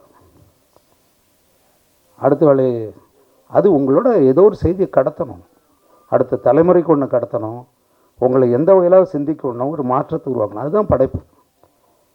அப்படி ஒரு படைப்பாக இது இருக்கணும்னு நான் நினைக்கிறேன். ஏன்னா எல்லோரும் பேசுனதை பார்த்தா வைரமுத்தண்ணன் அவர் இடத்துக்கு தகுந்த மாதிரி பேசுவார். அவர் இடத்துக்கு தகுந்த மாதிரி பேசுவார், ஆளுக்கு தகுந்த மாதிரி எழுதுவார், எல்லாம் அது அதோடது. ஆனால் அதையும் தாண்டி இந்த படத்துக்கு அவருடைய பங்களிப்பை ஏன்னா பாடலாம் வெளியாயிடுச்சுல, நான் கேட்டேன்ல, அந்த தமிழை அப்படி கொடுத்துருக்காரு. உண்மையில் இதில் பொய் சொல்லாடல் இல்லாமல் அதை எழுதியிருக்காரு. ஜிவி பிரகாஷ் இருக்கார். எனக்கு பிடிச்ச இளையராஜாவுக்கு பிறகு சமகாலத்தில் இருக்கக்கூடிய ஒரு மிக தேர்ந்த ஒரு இசைக்கலைஞன். அப்புறம் பாருங்கள், இந்த அவ்வளோ நடிகர்கள் இருக்காங்க. நிறைய நடிகர்கள் இருக்கிறதால ஒரு படத்தை பார்க்கணுன்னு அவசியம் இல்லை. தேவைப்படாத மக்களுக்கு அவசியமில்லாத படங்களில் தான் நிறைய நடிகர்கள் இருப்பாங்க பொதுவாக. அப்படி ஒரு நல்ல ஒரு கருத்தை சொல்லக்கூடிய ஒரு படத்தில் எல்லாரும் இருக்காங்க. ஒரு என்ன சொல்கிறதுன்னா, ஒன்றுமே இல்லாத ஒரு படத்தை பின்னாடி சொல்லிக்கிட்டே இருப்பாங்க. அப்படி படம் இப்படி படம் அது செய்வாங்க, என்னென்னமோ நடக்கும். அது திட்டமிட்டு நடக்குது. இங்கே யாருக்குள்ளே எந்த ஒரு விரோதமும் கிடையாது. குருவுடைய அரசியல் என்னென்னா, இந்த ஒடுக்கப்பட்ட விளிம்பு நிலை தலித் மக்களுக்கான ஆதரவோடு தான் அவருடைய அரசியல் இருந்துச்சு. ஆனால் அவரை அந்த சாதிக்கு எதிரானவர்களாக கட்டமைச்சது யாருன்னா, இந்த 2 சமுதாயத்தையும் பிரித்து ஓட்டு வாங்கி பிழைப்பு நடத்துகிற அதிகாரத்தை தக்க வச்சிருக்கிற இந்த அரசியல் கூட்டம்தான் இவங்களுக்குள்ளே தொடர்ந்து அந்த ரத்தத்தை குடித்து அதிகாரத்தை சுவைச்சிக்கிட்டு இருக்கு. அதெல்லாம் இப்போ வேஷம் கலைஞ்சிக்கிட்டு இருக்கு. கொஞ்சம் கொஞ்சமாக அந்த வேஷம் கலைஞ்சிக்கிட்டு இருக்கு. இந்த படம் அந்த வேஷத்தை இன்னும் அதிகமாக கலைக்கும்னு நான் நினைக்கிறேன். குறிப்பாக சொல்லணும்னா, அவங்க இந்த படத்தில் நிறைய பணம் சம்பாதிச்சு நம்ம எடுத்துகிட்டு போகணும் அப்படிங்கிறதுக்காக இவங்கள நான் இப்போ தான் பார்க்குறேன் மேடையிலே. அதுக்காக இவங்க வரல. ஒரு நல்ல மனிதரை பற்றிய ஒரு படம் இது மக்களுக்கு போகணுங்கிறதுக்காக எடுத்திருக்காங்க. அது மக்கள்கிட்ட போகணுங்கிறதான் என்னுடைய விருப்பம். ஒரு சரியில்லாத ஒரு படம் ஓடக்கூடாதுன்னு சொல்கிறாள் நான். அது எதுக்கு ஓடணும்? அது தேவையில்லை. அப்புறம் ஒரு ஆள் நடிக்கிறதாலேயே நீ நல்லா பெரிய ஆளாக வரணும் அப்படின்னு சொல்கிறது. அவன் எப்படி நடிக்கிறான்னு பாருங்கள் முதல்ல, அப்புறம் பெரிய ஆளாக வரட்டும்னு சொல்கிறாள். அப்படி தான் இருக்கணும் யாரானாலும். கௌதமனுக்கு இது ஏன்னா கௌதமன் நீ மறந்துருப்ப கௌதமன், எனக்கு நினைவு இருக்கு. இங்கே தான் குமரன் காலனி எங்கே இருக்கு? இங்கே இருக்கா? இருக்கு. அதில் 4வது தெருவில் பாலு ஆனந்த் அப்படின்னு ஒரு இயக்குனர், அவரோட நான் ஒரு படம் நான் எடுத்து வெளிவராத படம் அது ஒன்று தான். அந்த படம் பாதியிலே நின்றுச்சு, எடுக்கலை. ஒரு 4 நாள்லேயே நின்று போச்சு. அது 92வா 92. அப்பா எவ்வளோ காலம், 33 வருஷம் ஆண்டா, 35 38. அந்த ஆண்டில் நான் பார்க்குறேன் ஒரு பையன், நான் வந்து விழுந்து கதறான், அங்கே நடித்து காட்டுறான் பயங்கர. இப்போ என்ன 15-16 வயசு தான் இருக்கும். அது அவனுக்கு விழுந்து அப்படி இப்படி கதை சிவாஜி மாதிரி நடிக்கிறான், அதை நடிக்கிறான், வாய்ப்புக்கு இது பண்ணி காட்டுறான். அது ஓரமாக நிற்கிறான். யார் அந்த பையன் என்னடா பார்த்தேன். நடிக்க வாய்ப்பு தேடி வந்த ஒரு கௌதமன். அன்னையிலேருந்து நான் பார்க்குறேன். கௌதமனுடைய இயக்கத்தில் நான் ஃபோட்டோகிராஃபி பண்ணேன். அப்புறம் என்னோட அவர் உதவியாளராக இருந்தார். இன்னும் ஒரு நல்ல நட்பில் தான் நாங்கள் இருக்கோம். ஒரு இன்றைக்கு இருக்கிற அரசியல் தமிழ் போராளிகள்லாம் பார்க்குறீங்க நீங்கள். அதில் வந்து அவங்களுடைய தளத்தில் இருந்துக்கிட்டு அதே ஒரு கருத்தியலோட எது வந்தாலும் நான் அதை தான் செய்வேன்றவங்க வேறு, காலத்துக்கு தகுந்த மாதிரி தன்னை மாற்றிக்கிறவங்க வேறு. கௌதமன் அப்படிலாம் இல்லை. அவன் எடுத்த அந்த தமிழ் தேசிய கொள்கையில் அப்படி நிற்கிற ஒரு ஆள். அவங்க அப்பா வந்து ஒரு கம்யூனிஸ்ட்டு, ஒரு பெரிய ஒரு தொண்டர். அவர் ஒரு பெரிய தோழர். அவங்க அப்பா கௌதமனுடைய இந்த குணத்தெல்லாம் கொடுத்துருக்கிறது அவங்க அப்பா தான். அதுதான் இந்த படத்தை வந்து கொடுத்துருக்கு. ரொம்ப மகிழ்ச்சி உங்களோட. இது வந்து எல்லா கருத்தையும் சொல்கிற மேடை இல்லை முதல்ல. இதை ஏன் நான் திரும்ப திரும்ப திரும்ப சொல்கிறேன்னா, இந்த மனநோயாளிகள் ஒரு படத்தை பார்க்காம உங்கள் கருத்தை சொல்லாதீங்க. படத்தை பாருங்கள், சரியில்லைன்னு சரியில்லைன்னு சொல்லுங்கள். அது சிக்கலே கிடையாது. ஒரு குறிப்பிட்ட சாதியை பற்றி ஒரு படம் வருது, அதில் நடிக்கிறாங்கன்னா அதுக்காக அது எதிர்க்கிற ஒரு முட்டாள்தனம் இருக்குல்ல, அது கூடாது. அதை செய்ய வைக்கிறது யாருன்னு நான் சொல்லிட்டேன். இதில் நம்முடைய பிள்ளைகள் வந்து பலியாகக்கூடாது. தொடர்ந்து இதே தீண்டாமை குறித்து எடுக்கிற இப்போ என் படம் ஒன்று என் பையன் நடித்தான், பேரன்பும் பெருங்கோபம்னு ஒரு படம். அந்த படம் பார்த்துருக்கீங்களா நீங்கள்? இன்றைக்கு இருக்கிற தீண்டாமை குறித்த மிக முக்கியமான ஒரு படம். எவ்வளோ முக்கியமான ஒரு சினிமா அது. அது யாராவது அதை பாராட்டினாங்களா? அதாவது தீண்டாமைக்குள்ளே இருக்கிற தாழ்த்தப்பட்ட குடியிலிருந்து ஒருத்தன் போராடி அதுக்கு எதிராக, உயர் சாதிக்கு எதிராக போராடுற படங்கள் நிறைய வந்தது. அந்த படம் அதுக்கு மேலே இருக்கிற உயர்குடியில் இருக்கிற ஒருத்தன் அந்த ஆணவ கொலைக்காக அவன் பாதிக்கப்பட்டு அவன் அந்த மக்களுக்காக வந்து போராடுறான். அப்படி ஒரு படம் வந்துச்சு. ஆனால் அது யாருமே பேசலை. யார் யாரெல்லாம் இந்த தீண்டாமைக்காக குரல் கொடுக்குறாங்களோ, இந்த தலித் மக்களுக்காக நாங்கள் தான் படம் எடுக்கிறோன்னு சொல்கிறாங்களோ, அவங்களாம் கூட அது யாரும் வந்து பார்க்கல, அதை பற்றி பேசவே இல்லை. அப்போ இங்கே என்ன மாதிரியான அரசியல் நடந்துக்கிட்டு இருக்கு? இந்த சினிமா வச்சு வேற என்ன பிழைப்பு பண்ணிட்டு இருக்கு நீங்கள்? அந்த பிழைப்பு இந்த படத்துக்குள்ளே வரக்கூடாது. இது ஒரு பொதுவான இந்த தமிழ் மண்ணில் வாழ்ந்து மறைந்த, அறம் சார்ந்து இயங்கிய இந்த மண்ணையும் மக்களையும் இந்த இனத்துக்காக அந்நியர்களுக்காக எதிர்த்து குரல் கொடுத்து மறைந்த ஒரு வீரனுடைய ஒரு கதை. அப்படி நீங்கள் பார்க்கணுங்கிறதான் என்னுடைய கோரிக்கை. நன்றி, வணக்கம்.